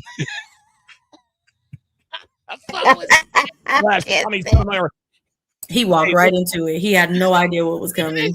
Walk right in, sit your black ass down. all night, man. Ain't no way. First of all, don't ever segue me again. I told you. Swallowing whole. You walk right into that. Don't you ever? You guys go join it that in the same sentence with me against. Keep your guard up, Jeff. That's crazy work. These wonderful interviews, especially the one I have with Yala Van Sant. Now, people were saying that Yala is a reformed feminist. Yes, she is. And clearly, yeah. But all right, y'all. Have a good night, man. Good night. Good night. All right, brother. I'm about to check out the podcast. Y'all about to check out, but I got one more thing for y'all to see. Okay. Oh, let's go. What do y'all think about this? Listen to this weird ass white man with this big face gorilla sitting over there to his left, to his right. Listen to what he says about how the people who didn't vote for Miss Harris hate black women. We are none of the things that he's promised, and this tomorrow is never coming. So I think first it's the question, what do you mean by his folks? Because I think there's two big categories there. There are the people that are, like deep loyalists, MAGA, and by that they mean Trump only. And that's one segment. And then that larger umbrella around them are all the people that voted for him last time because of the vibes. Or because they hate a black woman, either way, but mostly the vibes. Clock that. But that's the truth. And so... And you heard this big fat head black bitch say, clock that. This is why people don't like black women. That stupid ass shit of saying, clock that. Clock that. Yeah, I got to ask y'all something. Her big ass agreed with this homosexual white guy saying that the reason people didn't vote for Miss Harris was because they don't like black women. And they were allowed to say this on national TV. Insane. And her words to him was, clock that. Clock that. Mr. Fantastic. How did they get away with this shit? Because we didn't vote for Hillary Clinton. Yeah, was that CNBC or CNN? Which one? One of them. It don't matter. Look, Right down on it. Yeah, cunts and cocks, right? That's what they is. What do of them? You feel me? Anyway, man, it's crazy to me how just little and literally negative that the Democratic Party has done for black people. Lyndon Baines Johnson was a damn warlock because that was a curse that hasn't failed yet. Had to be. Niggas gonna be vote for the next 200 years, and we not even halfway there. You feel me? So I don't understand this thing. Kamala Harris was a bad candidate by all accounts. The woman lost. There were even if double the black men fucking voted, the babies, she would have lost. Okay, little nigga come out. Man, you see me had an argument with that stupid bitch. She tried to tell me that the reason she lost is because black men didn't vote for her. I said, like, bitch, every black man voted for this woman. She still would have lost. She's still gonna lose just as much. So again, but that it goes to show you what we say all the time, Tommy. Black people are so behind in the most important things: economics, politics, understanding how these things work, right? And then you get into the whole aspect of this thing of where it's just this coalition with the the men that like men, which is crazy to me. Black women, they are the biggest supporters of the brotherfuckers. It's crazy to me, right? I don't know how or why, but if it's a gay man somewhere, it's a black man right behind him, or right there. You know why? Uh-oh. Well, go ahead, tell us, brother Blanche. Tell us, brother. I'm gonna say it again. Who is the black woman's biggest cheerleader? The twinkle. The brotherfuckers. There you go. You just saw a Jewish man slide in. They hate black women. What does that even mean? Like he just slid it in there because they hate black women. So that's what I was saying earlier. If you take any other group of women and put them under this kind of programming, think about this.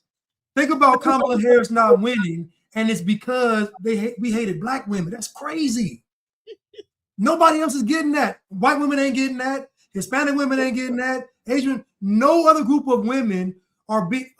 Tommy had a video earlier with Tiana Taylor. Tiana Taylor at the Oscars acting a complete fool. And I'm like, what? You at the Oscars talking about somebody push me. Nobody touch you. First, Tiana Taylor, you're like a wide receiver. Everybody finna touch you and push you at the Oscars.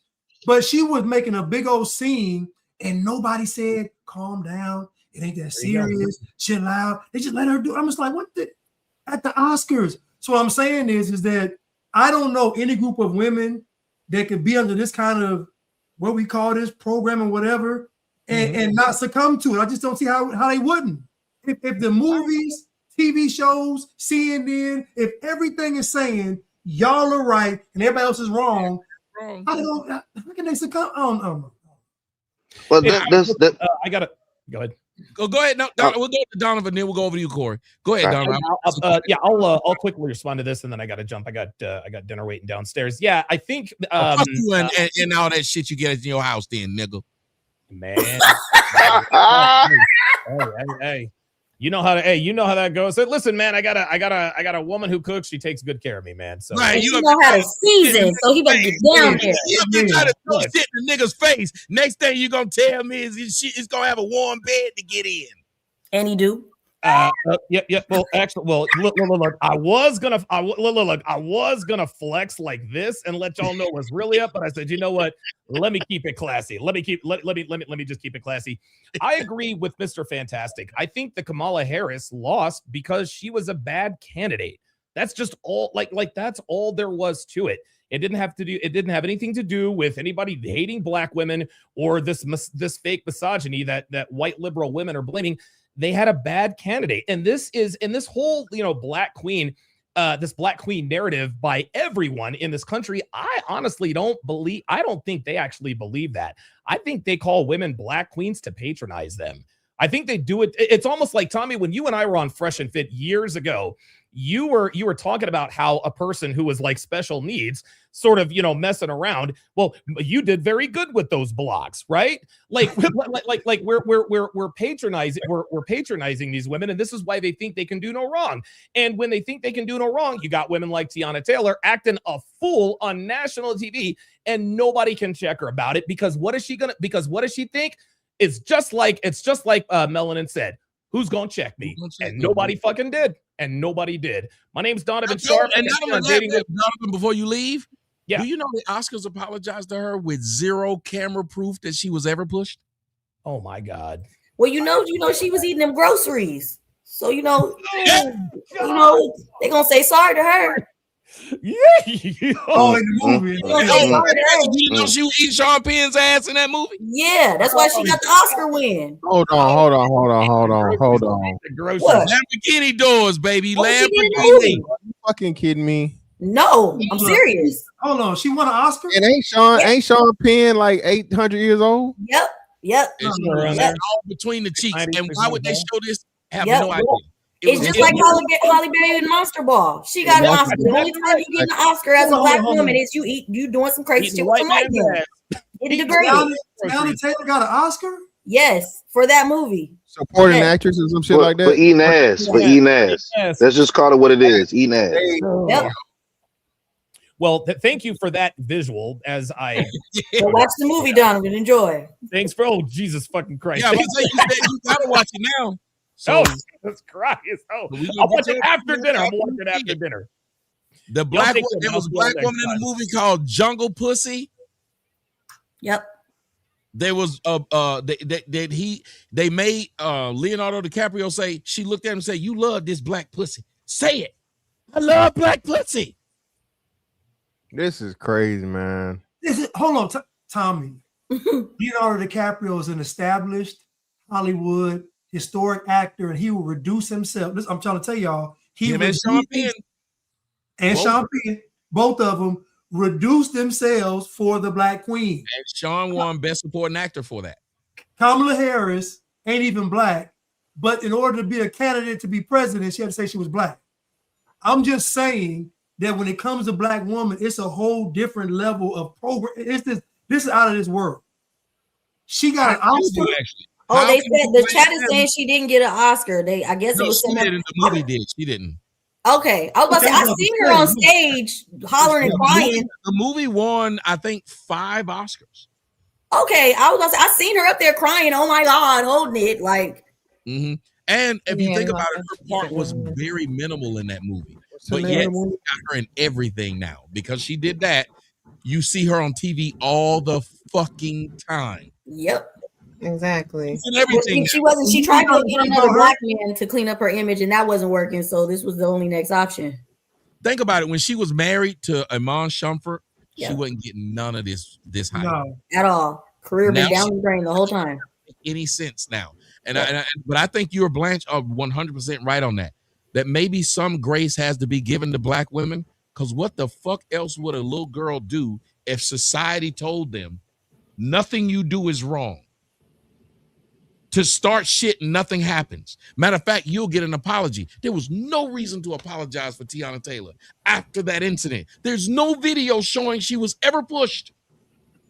Did they issue any apology for Michael B. Jordan and the other man getting called the N-word? They did, but at first it was a backwards ass apology because the first guy that got up there, shout out to his gay self. The only reason I liked him is because he was the blue guy in the second X-Men, and now I don't like him no more. The one that was going through and got ready to kill the president, right when he got ready to kill the president, they electrocuted him. He was Wagner, Kurt Wagner of the he was Nightcrawler. Who was what Nightcrawler? So he got old now, but he's actually gonna be back in Doomsday. So he was talking, but I hated how he apologized. He said, the guy who said this, he didn't mean it. He suffers from Tourette's. And so you may hear, now this is what he said before the second thing he said. That's what's funny. He said, so you may have heard the outburst. We apologize for that, but he suffers from Tourette's. And then the white boy said, shut up, faggot.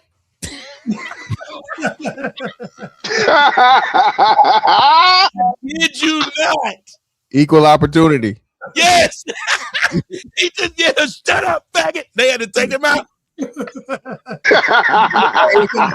thinking about them pole smokers. Nah, you went too far. Yeah. They said, wait a minute. Hey. Can't offend the rainbows. But I do want to say something to somebody who's in the audience. Then I gotta let the ladies speak on this. But it's somebody in the fucking audience.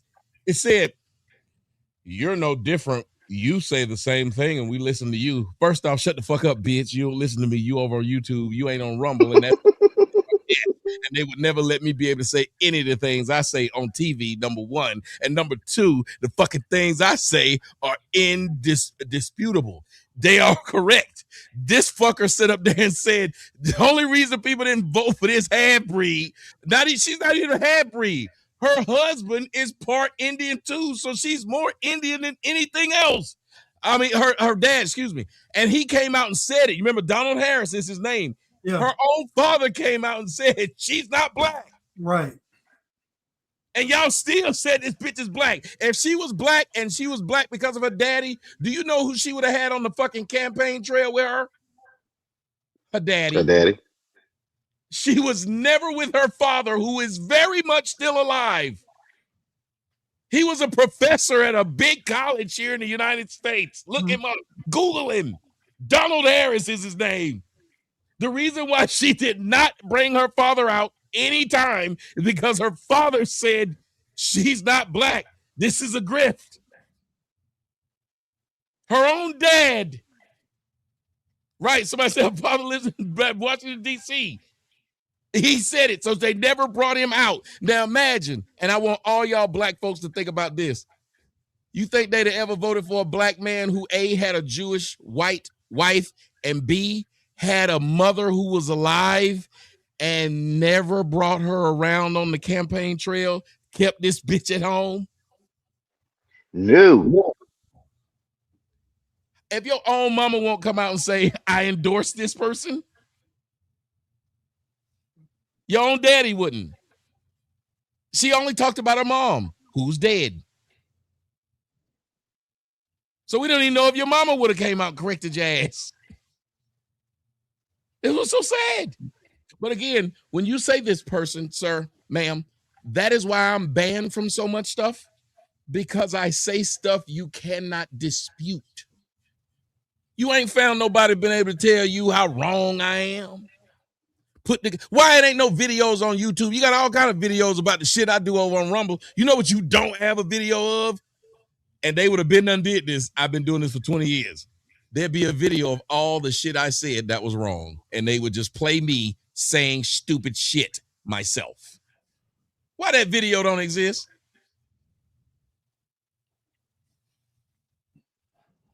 That's the curse of being right. They've never done it. They've done this to everybody. They play a fucking video of the president of all the things he said that was wrong, and they run it back and forth. There's no video that does it between me. There's none. There's none nowhere. They got videos saying I'm gay. They got videos saying I got kids I don't take care of. They got all these. There's not one video that shows you, here's all the things Tommy said that was wrong. Or lie. Yep, or lied. How does this not exist? And yet I'm banned. Now that ought to tell you something. If you really give a crap, you'd start looking for things that were true or false. But I want to ask the ladies on that. When you hear this black woman sit there, and I'm gonna go to you, Melanin, first. When you hear you see this black woman sit up there in front of all these white people and the one kind of black guy. Listen to this white man say, the only reason they didn't vote for her was because they hate black women. Does it seem that black women use what would be the word? They over-exaggerate simple things. Like if a black guy says he don't like black women, they'll say he hate his mama. Does it seem like they do these things and they want people to do this? They do it all the time, but some of that comes from probably some experiences that she's had. I mean, by just looking at the image of her, that bald head with that shadow that didn't compliment her face, I'm pretty sure you want to clock it with this white man. He probably enjoys rubbing your bald ass head. Her head look like Stewie. You know how Stewie has football. Yeah, you're not a first draft pick. And I say that humbly. I'm just saying, you know what I'm saying? For you to just be so hell bent on letting somebody that's not even from the culture clock that, yeah, something else going on, you know, because a black man wouldn't. A black man can't say nothing, and it goes without being checked. So that's just interesting. I'm with you on that. This white gay man says this, and you clock that to him. Raji? I mean, unfortunately, a lot of Black people have no clue about what's happening in politics. Because the appropriate answer to why Kamala Harris did not win the election is that she only had 3 months to campaign, because Biden was an absolute failure for the Democratic Party and he withdrew from the election in the middle of the race. In order to win a presidential campaign, you have to be in it from the beginning, not to mention the fact that, again, as it's already been stated, she's not a Black woman. So when you're on TV talking about politics, clock it. You should actually know what the hell is happening in the political arena. And why would they put, I'm gonna go back to you, Blanche. Why would they put a Black woman on television to be the stereotypical Black woman, which is the same thing they did with Jasmine Crockett? Why are Black women so willing to do this? Because you don't see the Black man that's on that panel, you don't see him doing real nigga things. When you watch the Black men in politics, you don't see them doing real nigga things. Why is it that Black women have to do real bitch things, but the Black dude still wearing a suit, Democrat or Republican? Look at how we gotta act to survive, but yet Black women get the Aunt Jemima all day. Because society does not support bad behavior in Black men. Thank you. Society supports bad behavior in Black women. So a Black woman can do literally any and everything and get not just not get held accountable, get celebrated. They got the twerk on the campaign trail. They let Cardi B interview the potential. They let her interview the president. Did she interview Joe Biden? Yes. Who gonna check me, boo? Who gonna check me? You let a whore and president, a whore.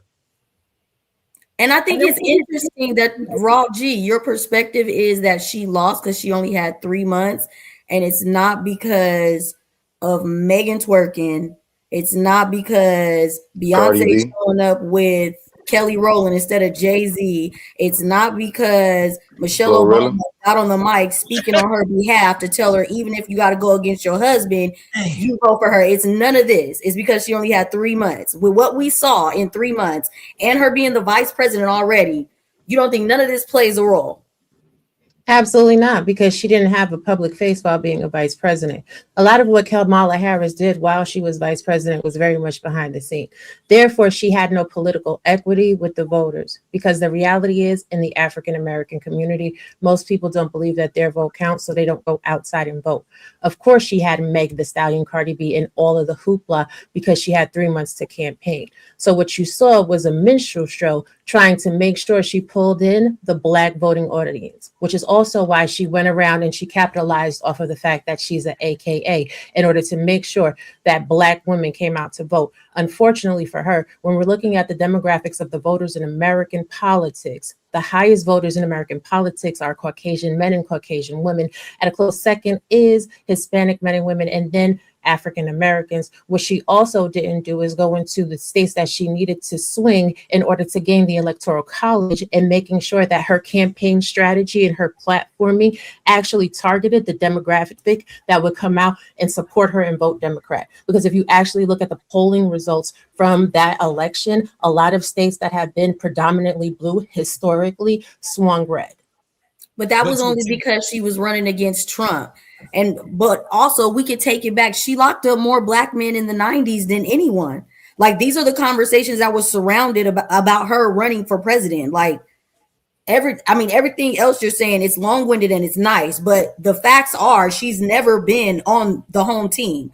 And I don't see how it's just not what Mr. Fantastic said, and she was a bad pick from jump. Because Biden was also a bad pick from jump. Biden was one of the senators that actually promoted the 1994 crime bill. Because at the end of comparing her to him instead of he wasn't a bad. Because at the end of the day, why he wasn't a bad pick from jump?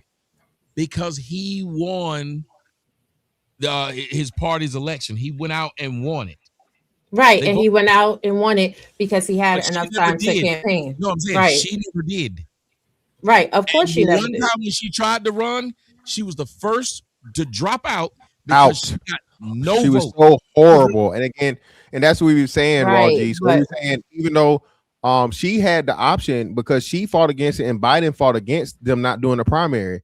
So she was a willing participant. She can't use that excuse because she could have went through the proper channels and did it the proper way and actually had the bill. Now I believe I agree with you, right. They still had enough time because they were debating it. They had enough time to still do it to choose a better candidate. Me, she threatened them. If you primary me, that means you're jumping over the black woman, and we're going to call you racist. Yeah, they got exactly into doing it. She leveraged it. Sure did. And she ain't even black. And she's not black. Exactly, she's not black. The bitch went on the fucking Indian lady cooking show talking about Habisha or whatever the fuck they call them. Damn Patel. Yeah, she said, "You Indian just like me," to that woman. Yeah. Yeah, don't do that to the Indian people. At the end of the day, y'all can have y'all opinion on why she didn't win the election, but that's why she didn't win the election. If she would have went into that campaign cycle and she would have been campaigning from the beginning, I think she would have ran a much smoother and a cleaner campaign, and she would have had a better chance. Even by the numbers though, even by the numbers though, Raw G, no, it's no way. It's no way. She lost every swing state. There's even that'll be hard. I mean, it's possible, but it's highly improbable.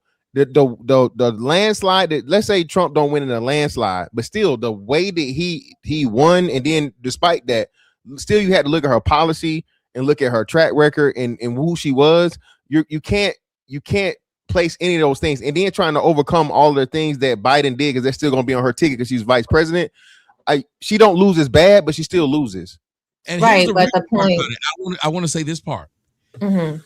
If she had a real candidacy, and remember, when you're vice president for any kind of time, what you're setting yourself up for is for your run for presidency. So you should have been prepared for it already. Just like if you throw JD Vance out there right now, he's ready for it. He'll be ready for his time, and he's ready to do it. He might not win, but he's ready for it. But let me explain this to you. Here's my biggest problem. If she actually had policies or stances, she would have never felt the need to say, I'm an AKA, I went to Howard, I make collard greens in the bathtub. I know how to do the 1-2 step. Here's Megan Thee Stallion. You brought up literally a bunch of women, and because what I'm telling you is this: I don't care if you gave a black man 3 weeks to run for presidency. He's not going to bring Juvenile out. He's not going to sit up there and he's not going to do this. You know why? Because he knows the world, and I like that you said it, Blanche. We don't get the leeway to be dumbasses. Right, but again, she's not black. She's Indian American. That's number one. And number two, she was running against President Trump, who was actually not projected to win. He already got banned. He got his second term stolen from him. Well, he lost his second term. That's what I'll say. He had the whole situation going on with the insurrection. You know what I'm saying? So there was no real anticipation that he would win. Trump fought an uphill battle from when he lost that his second term election. It is what it is. And I mean, I get the point that you're making, but what I'm saying is because of the amount of time, that's why she did what she did during her campaign. I do think Kamala Harris has some policies. I don't think that they were beneficial. I don't think they were beneficial to anybody. She didn't talk about them, and she would go nowhere to talk about policies. Well, right, and that was a problem. That's basically what everyone is saying is she had the policies, but they weren't anything, like you said, beneficial. So people were turned off by that. And when you asked the question, she had a word salad. People were like, "What are you talking about?" She was not relatable to the people. That's another reason why she lost. She just exactly, and she also had issues with Biden. Because when she was debating against Biden, she politely reminded Biden that she was one of those little girls that he didn't want to bust. So, when people know the history of the terseness of their relationship as well, is why she was pushed to the back burner. And it's not like she is the first vice president that didn't have success in a presidential campaign. Look at Lyndon B. Johnson. Lyndon B. Johnson took over after JFK got assassinated. He didn't make it to presidency. Or Al Gore. No, that's not true. Lyndon B. Johnson didn't win his second term. He won the first one after. Go look it up. He won the first term when he ran. Okay. Yeah, he had a one. Al Gore didn't win. But then Al Gore, you have to remember, Al Gore was projected to win. Mm-hmm. Put all that stupid stuff on him, and then if you even look back at it, he still won because the state that ended up turning the whole thing was Florida. And who was the governor of Florida? Jeb Bush. I know. You talking about politics, you're talking to me. I spent years looking at it. Yeah, but I want to say this. Just going back to what that lady, whatever the name is, like I can't remember, but the bald headed bitch. But the first thing I wanted to ask is how does anybody pull her help from it? But you know what? Never mind. So a lot of these chicks talk like her with clock that T and all the other stuff, and I heard it in class this weekend. But then even more, a lot of chicks will attack you like how she does when you go against it. That's why it was so easy for them chicks on the other panel or the other one to sit there and say it with such cavalier attitudes, because there's nobody that's going to check it. And when you say it, you get all of the daggers to the back. You get all of the you hate your mama. You want to know what's up, Tommy? I put something in the chat, right, in the back, whatever, the DM that's here for you. Click on that, and I want you to go down to a J. Major. J. Major is the comment. I want you to just read through that, because one of those things is these chicks. When you say it's kind of like hate to say it, but like when the gay dude said they're coming out the closet and the family goes up in uproar. When you say you're a Trump supporter or you a black Trump supporter, all of a sudden you get all the daggers to the back. That's why she can sit there. She doesn't have to worry about anybody checking her. That's why I'm not on CNN. That's why I'm not there, man, because I didn't go to college. I'm not the smart man like everyone. They want to project and put people up there that they think is real smart and play nice. Because I'm gonna tell them, bitch, you wrong. And why would you say that if you're supposed to be setting an example for the young black girls? As you say, I do this for the young black girls, and a lot of women say this. A lot of black women say this. I do this for the young black girls. Well, you set the wrong fucking example. Be a fucking professional. Instead of you want to just relate to them, yeah, you could be a professional and you can actually show them that, hey, this is how we're going to get ahead and this is how we're going to do something. And whenever somebody brought up Kamala and they will say, oh, she's black. I said, well, okay, she's black and y'all want to vote for her. Where's her black family? Never got an answer. Because there's no black family. She don't have a black. She's married to a Jewish white dude. And where's don't have any, she didn't even procreate. He's got 5 kids and none of them were hers. None of them. She hasn't had a family, doesn't have a family structure, anything. But all of a sudden, we're supposed to just take her word for it, and she's the beacon of blackness. No, she's not. If you go down, you can see the comment from J. Dot. J. Dot told you he was going to what did he say? Put you on pause for another 30 days. Because apparently you. Oh no, that's a chick. That's a chick. She said she's going to put me on snooze for another 30 days. But just read all of the vile shit that she said in that thread. Well, I want to say this. I think that your little thing that you posted is actually wrong. You're giving straight black men. They need to drop below these white men and marginalized groups. Think about it. That's why I asked for illegal aliens than black men. Tell me I'm lying. Yeah. Black men are not even on the pyramid. Black men are like on the ground. It said the pyramid probably on our back. Yeah, the pyramid it's under the ground. They under the ground. Yeah, here's the thing. I can agree with that. But if you look at what I said, what do you all think about this? Or I wanted to get everyone's opinion. And there was some dudes that came in the comments and said, yeah, black men put them down lower because that's what they think of us. And the reason why though, it's because of the contrast to black women. So in order for black women to have this kind of image, being this queen, being this all of these great things, being this goddess, the black man can't be seen anywhere near her or above her. So much of what the black man goes through is because the black woman has to be elevated. This is what I mentioned about this level of programming we've never seen before. Think about this, right? Kamala Harris, in order to run for president, she had to say she was a black woman. If she doesn't say that, she says I'm Indian, she has no chance. What I'm trying to tell you is Kamala Harris raised $2 billion in 3 months. And she had every advantage to win the presidency. Trump was facing, like Raw G said, Trump was fighting an uphill battle, facing everything. Kamala Harris secluded herself from Joe Biden for a couple of months. She was out of the limelight to separate herself, came back out, running for president. So she did everything right. She did everything right. She had the campaign that was right. She was appealing to every demographic. She went to in front of Hispanics, speaking Spanish. She went in front of black folks twerking. Like she did everything right. The problem is she opened her mouth. And somebody put in the chat when she said, when the lady asked her, what would you do different than Joe Biden did? This was on the View, I think. Absolutely nothing. She said absolutely nothing. Now imagine how bad Joe Biden was. Imagine the country, and they're looking for her to say something different. She couldn't say anything. She said nothing.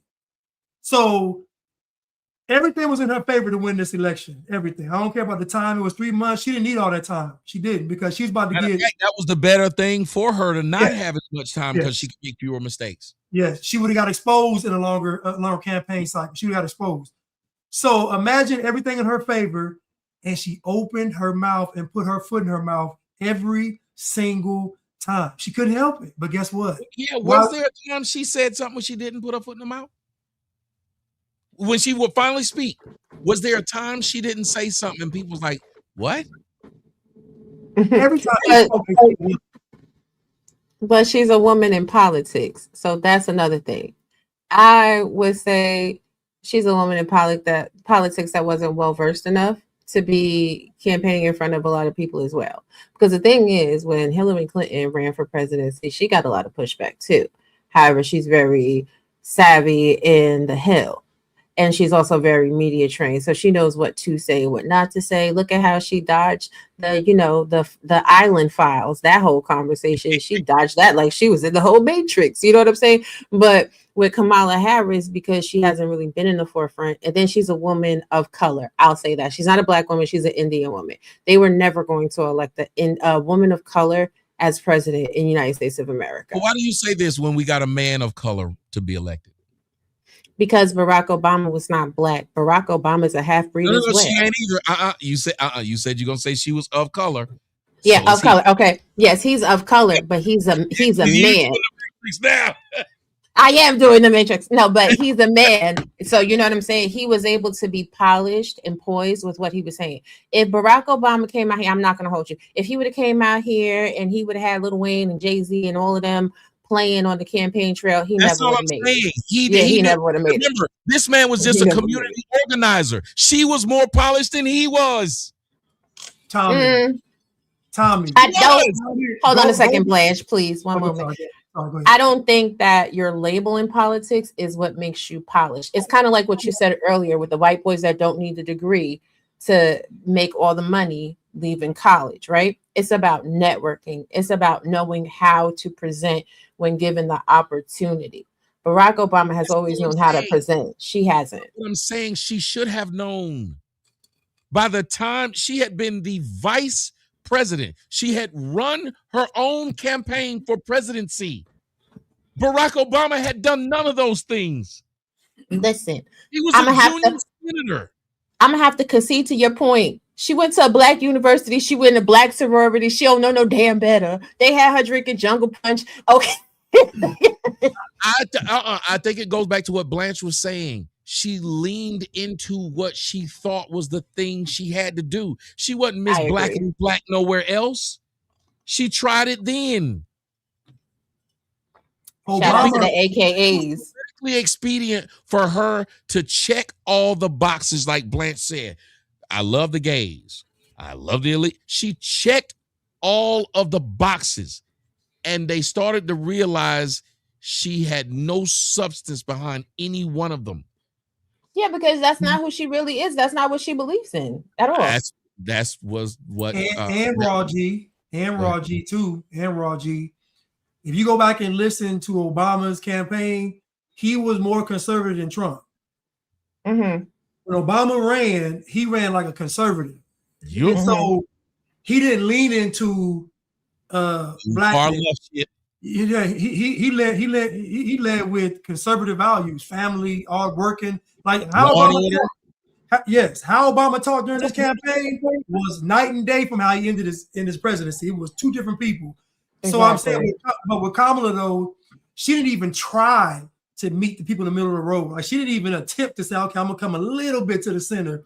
She just dug into black girl magic, immigrants, Trump race. Like she dug into all of it, and she opened her mouth. And like you just said, the buzzwords. She's not that savvy. She's not that bright. They was editing her interviews. Think about it. They were editing her interviews, so you wouldn't hear what she really said. Like they was redoing takes and it was bad. I think she was drunk. I think she was drunk most of the time too. But doesn't that show you how the whole machine? Doesn't that show you how the whole machine was behind her though? CBS edited interviews where she fucked up. Yes. They gave her a softball question when they said, what would you do different than Joe Biden? The person sitting there was shocked. She was like, bitch, we didn't even ask you no hard question. You fucked that up. And not to mention pretty much her lying about Joe Biden's sanity, right? Oh, yeah. So that part of it too, right? And then the crazy part about all this stuff being revealed after the loss, right? So yeah, just at the end of the day, she was a horrible candidate for all, and she played to the extreme bases of everything. At the same time though, right? Being that black people only make up, 13% of the population, and even a smaller percentage of the vote. Once you bring Cardi B out, well, Megan Thee Stallion, and Glorilla. Let's not forget about Glorilla. Yeah, she was at the White House. Yeah. And then this bitch said in her video, I'm sorry to cut you off, but she said in her video, I don't even know why they invited me up in this bitch. Who does this? Again, man. That's what Glorilla said while at the White House filming on her Instagram. And she said, at the end of the day got to end. What the fuck does that mean? What the fuck are you talking about? At the end of the day got to end. Shut the fuck up. It's not profound. Who said that? Glorilla said that. When they asked about, well, you went to the White House and I don't even get into politics and all like that. She had an interview, right? I don't even get into politics like that. You know what I'm saying? And then she said, at the end of the day got to end. As they were asking about her White House visit. Yep. Well, she went to go visit Biden. No, I refuse. So that was the long way of saying bad candidate. The long way. But just think about it. That shows you how they feel about black women. That it just goes back to what Blanche said. It's very hard to talk to a group of people you just told they can't do any wrong. So what logical conversations are you going to have with that group? How can you have one? No, you can't. Couple that with, like I said, just complete and total ignorance of how the thing's supposed to work, and identity, anything outside of identity politics. Yeah. What are you expecting? Yep. The discussion that we was having, me and Blanche was having with these people. Those women felt like if you're a black man, they went from saying black men shouldn't care about black women's hair to we do our hair this way to attract you black men. Everything they said was so crazy, it became confusing to me to hear it. when you watched it, because I saw you do a replay on it, Blanche. I gotta get your opinion on it. Was there parts where you thought, man, are they playing a joke? Because you heard them saying things that were counteracting what the one said before. What part did you say, okay, because I know you kept saying, hey, you said, I have no beef with y'all and I love y'all, but the fact that you even had to say that prior to giving your opinion, why did you feel the need to do that? Because I don't want them to deflect from what the conversation, because they're going to say, I don't like black. No, we get that out the way. I love y'all. So now let's talk. So I try to just get that out the way. We're not going to sidetrack and sidestep. We're going to focus on the issue at hand. So I love y'all. Get that out the way. Now let's talk about the issue. If I don't say that, they're gonna be like, he hated my. You know what they say. He hated his mama. He black. Look at him. He don't. Come on. You know what they talk. But I know them. This is the thing. The first girl, Michaela Montgomery, she was the one that said the most outlandish things. And my issue I have with them, and I told her this, I said, y'all agree with everything she said. I said she was lying. I said nothing she said was true. I said, y'all didn't push back on one thing. Oh. I said, she was talking crazy. And then she said, your mama's bald-headed, but if your hair don't come past your ear, you can't talk. So first you saying that you love your hair, and first you saying we hate our mamas, and now you telling me there's a criteria to talk about black women's hair. If you're a woman, you got to come past your ear. And if it's not, you got to be quiet. And if you're a black man, you got to shut up. Meanwhile, what Tony made the great point was health, finances, and psychology, what the hair is doing. And also we can add, they don't go to the gym because of their hair. So it's like everything negative is coming from the hair. I want y'all to pull up one viral video of a black woman acting ratchet in public with her natural hair. Show me a video where you got a black woman with her natural hair and she cutting up. She in the window, he's throwing drinks through the window. She twerking on. Show me a video of a black woman with natural hair, no perm, no nothing, but just natural hair. Show me her cutting up. You don't see it. And what they don't realize is that hair is an expression of the behavior. When they put that bust down on their head, they become Dr. Jekyll and Mr. Hyde. They become a whole different person. They don't want to acknowledge that. Amber tried to say that guys holler at her more when she got a weave in her head. I was like, Amber, when you get that bust out on your head, you try to go everywhere in the city. And you showing your body. Mm-hmm. You got the bust down. Your body is showing. Of course, they're gonna holler at you, and they're not hollering at you to be a wife. They trying to smash stuff. So they weren't honest at all. But the first girl was the most ridiculous one because she got invited to the White House. She done met Donald Trump. Think about this, Tommy. She's met Donald Trump. Donald Trump praised this woman. Ask me why he praised her. I'll tell you. Her natural hair. No. She got praised because she's a black woman that said a few things of common. This is what I'm trying to tell y'all. The standard for the black woman just be black woman. Think about it. How does this woman get to sit with President Trump? No, you're right. You remember those two women? One of them died. Those two black women. The weirdos. They put Silk and Diamond. Yes, they put them out front. Their pictures was dumb. But that's what I'm trying to say. All they have to be that's the standard to be a black woman and say something with some sense. Angela King. She was on the. She said some crazy shit. Then brought a gay male son, who is a woman, out and had her. You didn't know she got a son that's a girl, and when she was going at me, she had him making videos against me, and I was like, "Who is this?" Angela Stankin King. Angela Stankin. Oh yeah, Stankin King. Yeah, I remember her. The lady with the mole, the big ass mole. With her son. Yes, had her gay son making videos towards me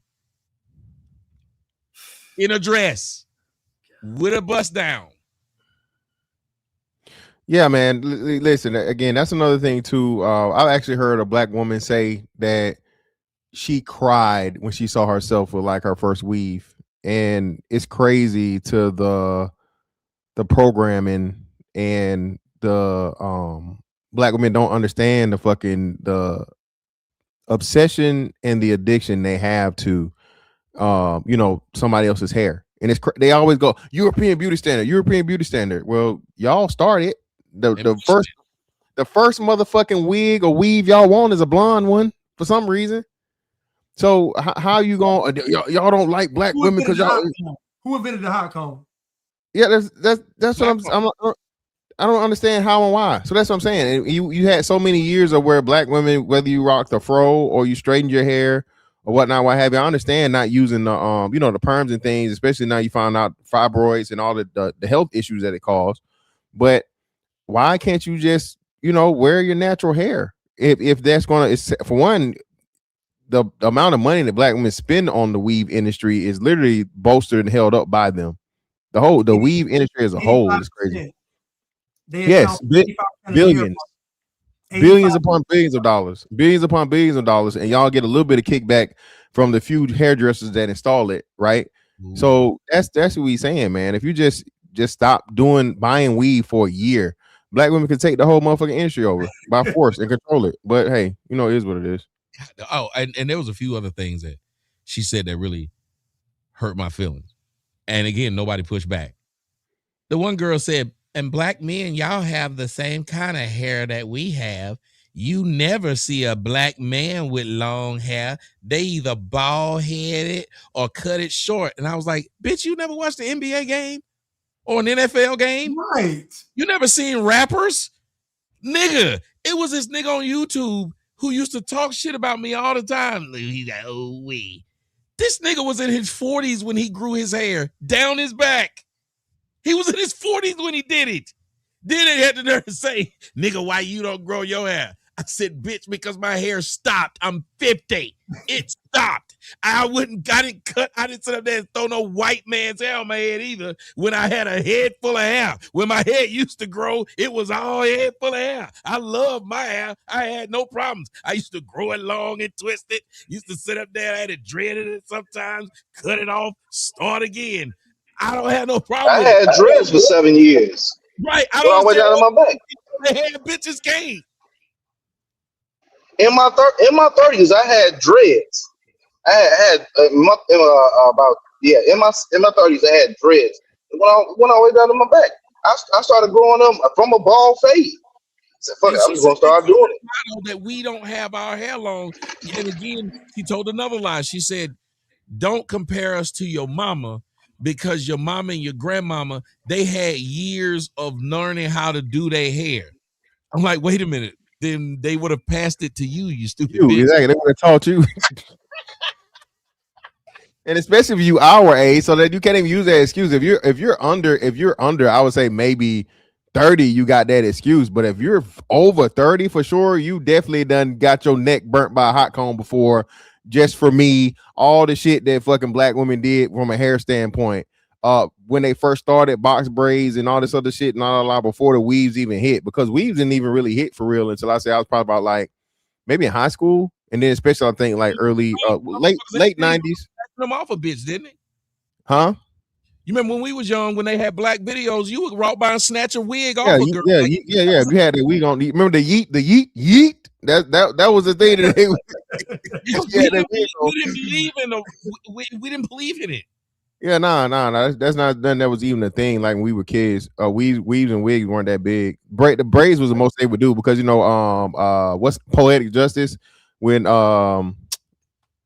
when Janet had the braids, the big braids in Poetic Justice, her, and then what's name had the smaller version. Box braids and singles. Regina King. Yeah, Regina King. Yeah. So that's what I'm saying. So and then the shortcut was definitely a thing. Jada Pinkett had a shortcut. Nia Long had a shortcut. Bob, that's what they called it. Yeah, the bob. Yeah, all so that's what I'm saying. Bob's yeah. Angela Bassett had the same thing. T-Boz had the what's the name, and now y'all getting them how many pieces? What y'all call it? What they call it? Raw. 27 piece. 27 pieces. Just put a whole chicken box, a family chicken box on the head. What the heck? Why is it 27 pieces? Ain't nobody explain this, man. I still don't know how the hell is 27 pieces, but hey, hey, it's crazy. 27. But again, listen, y'all have been wonderful. And I would love for y'all to watch that video, but then it got late. But the video was really sad because the women sat there. It was 4 of them. I will send it to y'all and let y'all, all the people who haven't seen it. And I'm gonna send y'all Blanche's version because he broke it down way better than I did. I just sat down and yelled at the bitches. I yelled at the screen. It didn't come out. You know, y'all know I get mad. But it was sad. I think I did let you see it though, Roger. But it's sad to listen to them, women, fight tooth and nail to where they were arguing against themselves. You had the one who apparently is a half breed because she said her mother went to go get a wig. And she said the wig was $4,900. And I showed her where she can get one for just $71. And she said she was going to go to a wedding and she wanted one. And she just popped it on before the wedding and popped it off afterwards. And I said, you stupid bitch. Do you hear what you just said? Number one, you just said your half white or full white mama knew nothing about wigs, which means she had never worn them. If she was willing to pay $4,000 for a wig that you had to show her she could get for $71. That's number one. Number two, you just said it was a special occasion which made her ask for a wig, and then stated she popped it on for the wedding and popped it off right after. Why would you be talking, lady? What the fuck come with a? We were saying.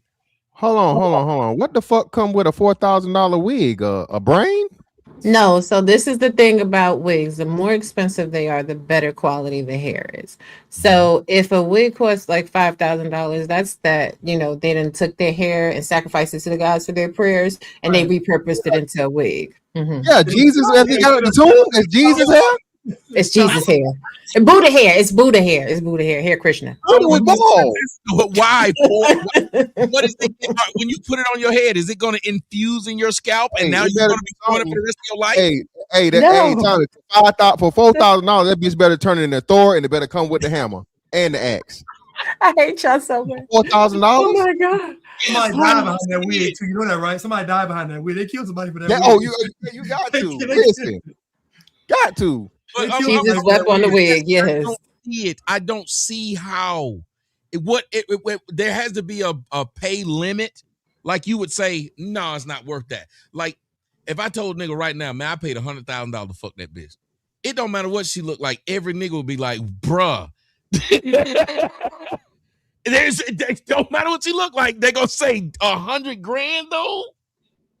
But so that's what we're saying about $4,000. I get that you like hair. What did $4,000 get you? Okay, I'll say this: for $100,000, you're only gonna get one turn on that turnstile. For $4,000, she better have that damn wig for like 4 or 5 years. You understand what I'm saying? 100,000, we go together. Ain't no, you crazy? Nah, that's a lie, baby. You not slay. I own you. You crazy? 100,000, I own you. That's a lifetime mortgage, baby. For 100,000, baby. That pussy is mine. Yeah, mine forever. Yeah, you better not go nowhere. I promise. Listen. Exactly. If you out to die, you better call me before you leave here. That's a damn shame. 100,000. You straight to Instagram, see some pictures of me.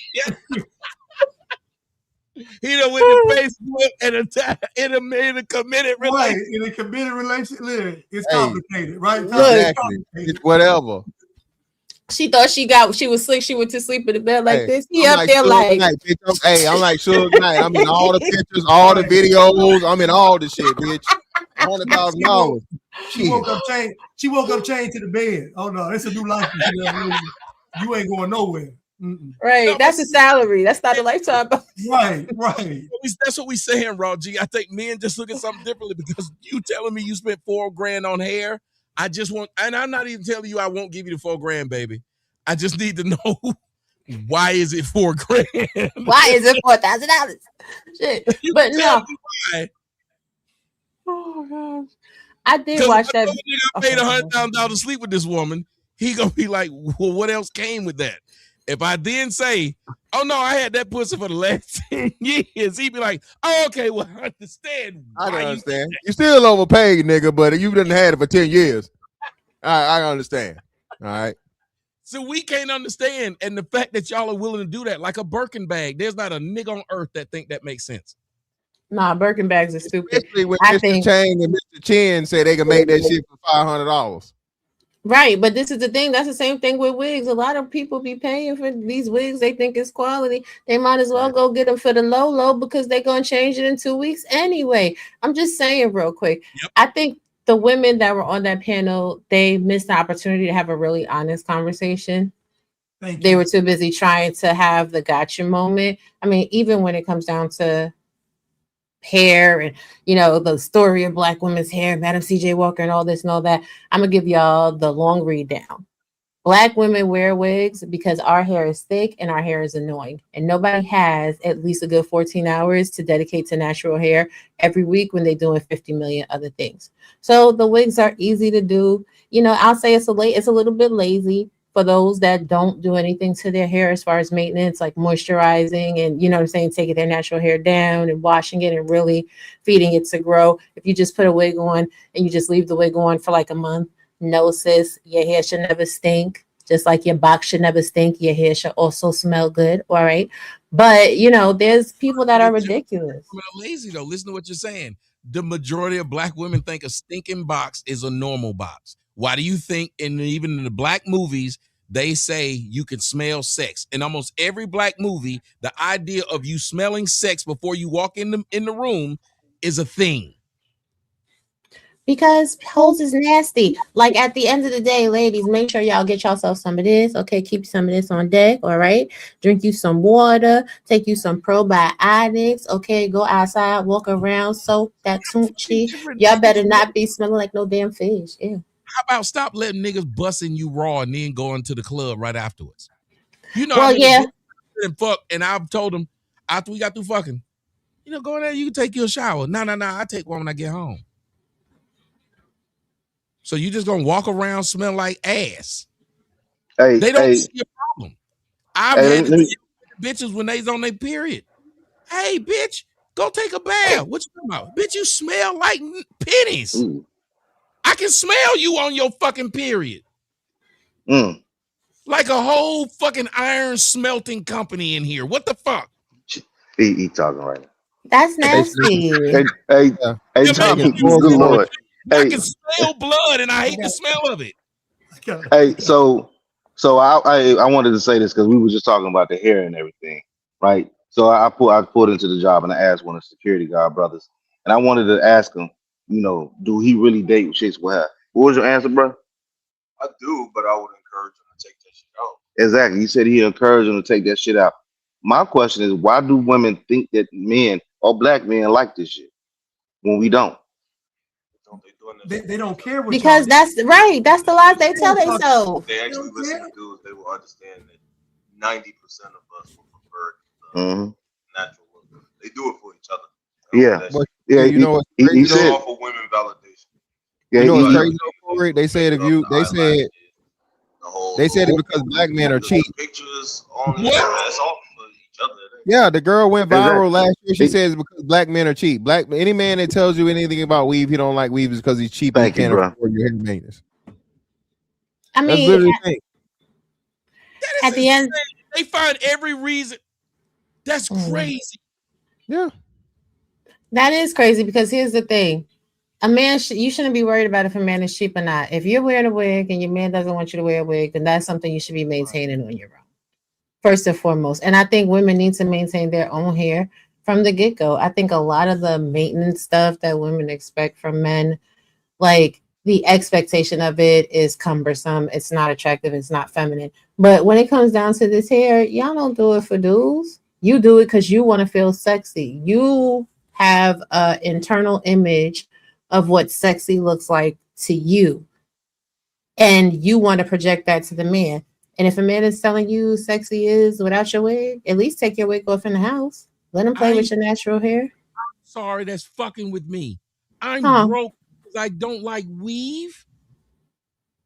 Yeah, they said that. Tommy, if I had a clip, I would show it to you. But yeah, the girl literally, I think it was Jessie Woo. The Jessie Woo girl. She said, said what now?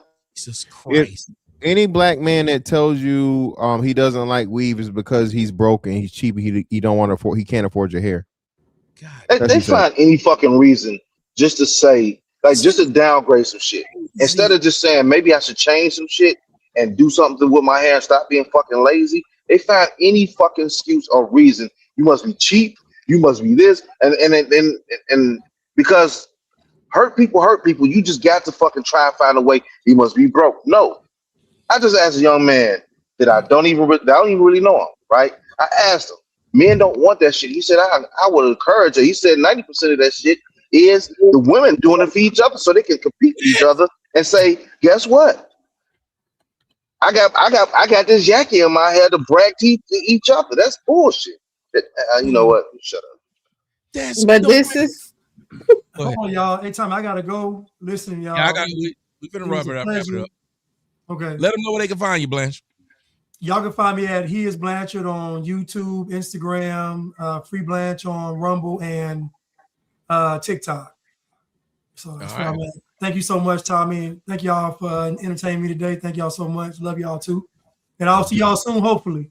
Yes, sir. Got to come back next Tuesday. Hey, Raw G, tell them where they can find you at.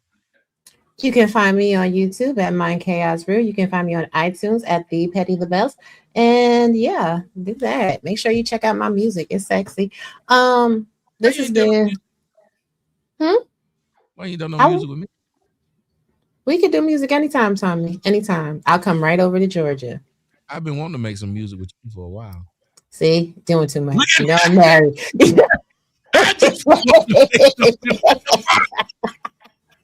Songs. I know, Tommy. You know I gotta play with you a little bit, honey. Gotta play with you a little bit. We good.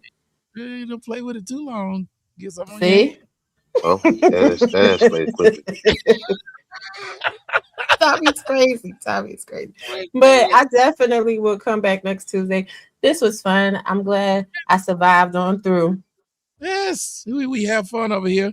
My girl Melanin made it back. Melanin got a little sleepy. Melanin, tell them where they can find you at, pretty girl. She back, but not really. Corey, tell them where they can find you at. Hey, you can find me on Twitter, Corey Brooks. You can find me on Facebook, Corey Brooks. You can find me on Instagram, Locked and Loaded 0351. And Red Hill Podcast coming soon. That's what I'm working on. Once I get out my stuff good and ready, I'm just gonna start just letting the world know, my views on politics.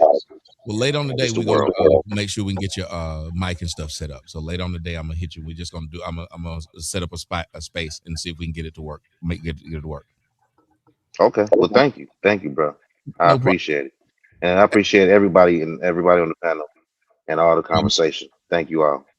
And my man, Mr. Fantastic, where the fuck can they find you at, bro?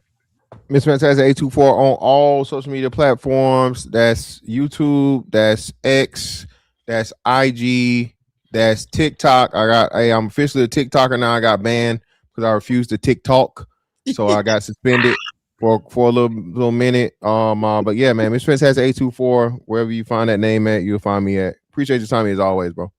Hey, man, thank you so much. Ladies and gentlemen, y'all know when the show starts. Y'all just walk your black ass right in and sit right down. Here we go again. Mr. Fantastic, you didn't get the chance to see this at the beginning of the show, so take a look at this.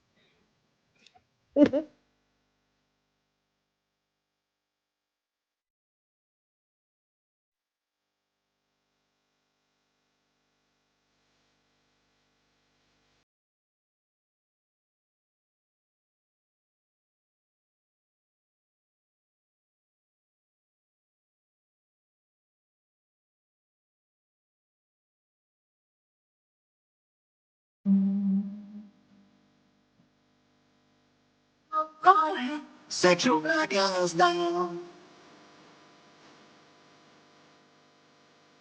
I'm riding. Set your black ass down. Everybody's talking about tiny sort of higher. They'll make you your mind. Set your black ass down. Set your mind.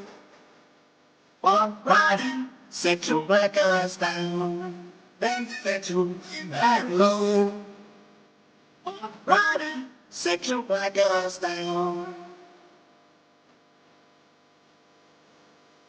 Everybody's talking about Tony Sotomayor. They want you to believe. Nobody set you back on the stand.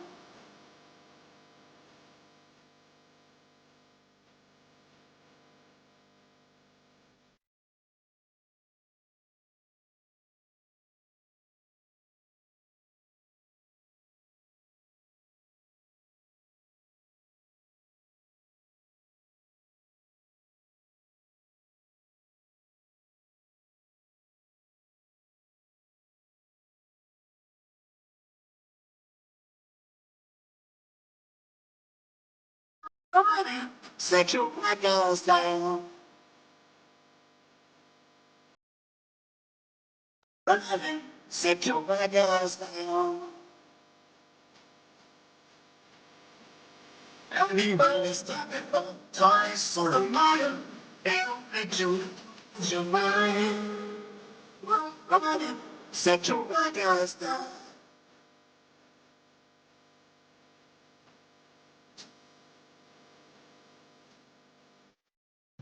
Walk right in and sit your black ass down. Thank you to my girl Melanin. Is kicking Melanin out. I don't know why it's doing it. I love you, girl. Thank you. And I love all of you guys. Thank you for being right here. You walked your black ass in and sat down for 3 hours and 32 minutes. And I enjoy it. If you guys, again, if you have not went over to watch my interview with Yana Van Sant, please go over to onlyfans.com/Tommy Sotomayor. Right now it's 75% off just so you can go and watch that. Michael put $20 on it. He said, I am done. $20 for the song. Thank you guys so much. Everybody that decides to help to share and do all the things that you guys do, you help me stay out of jail for child support. So I appreciate everybody. I'll talk to y'all later. Peace.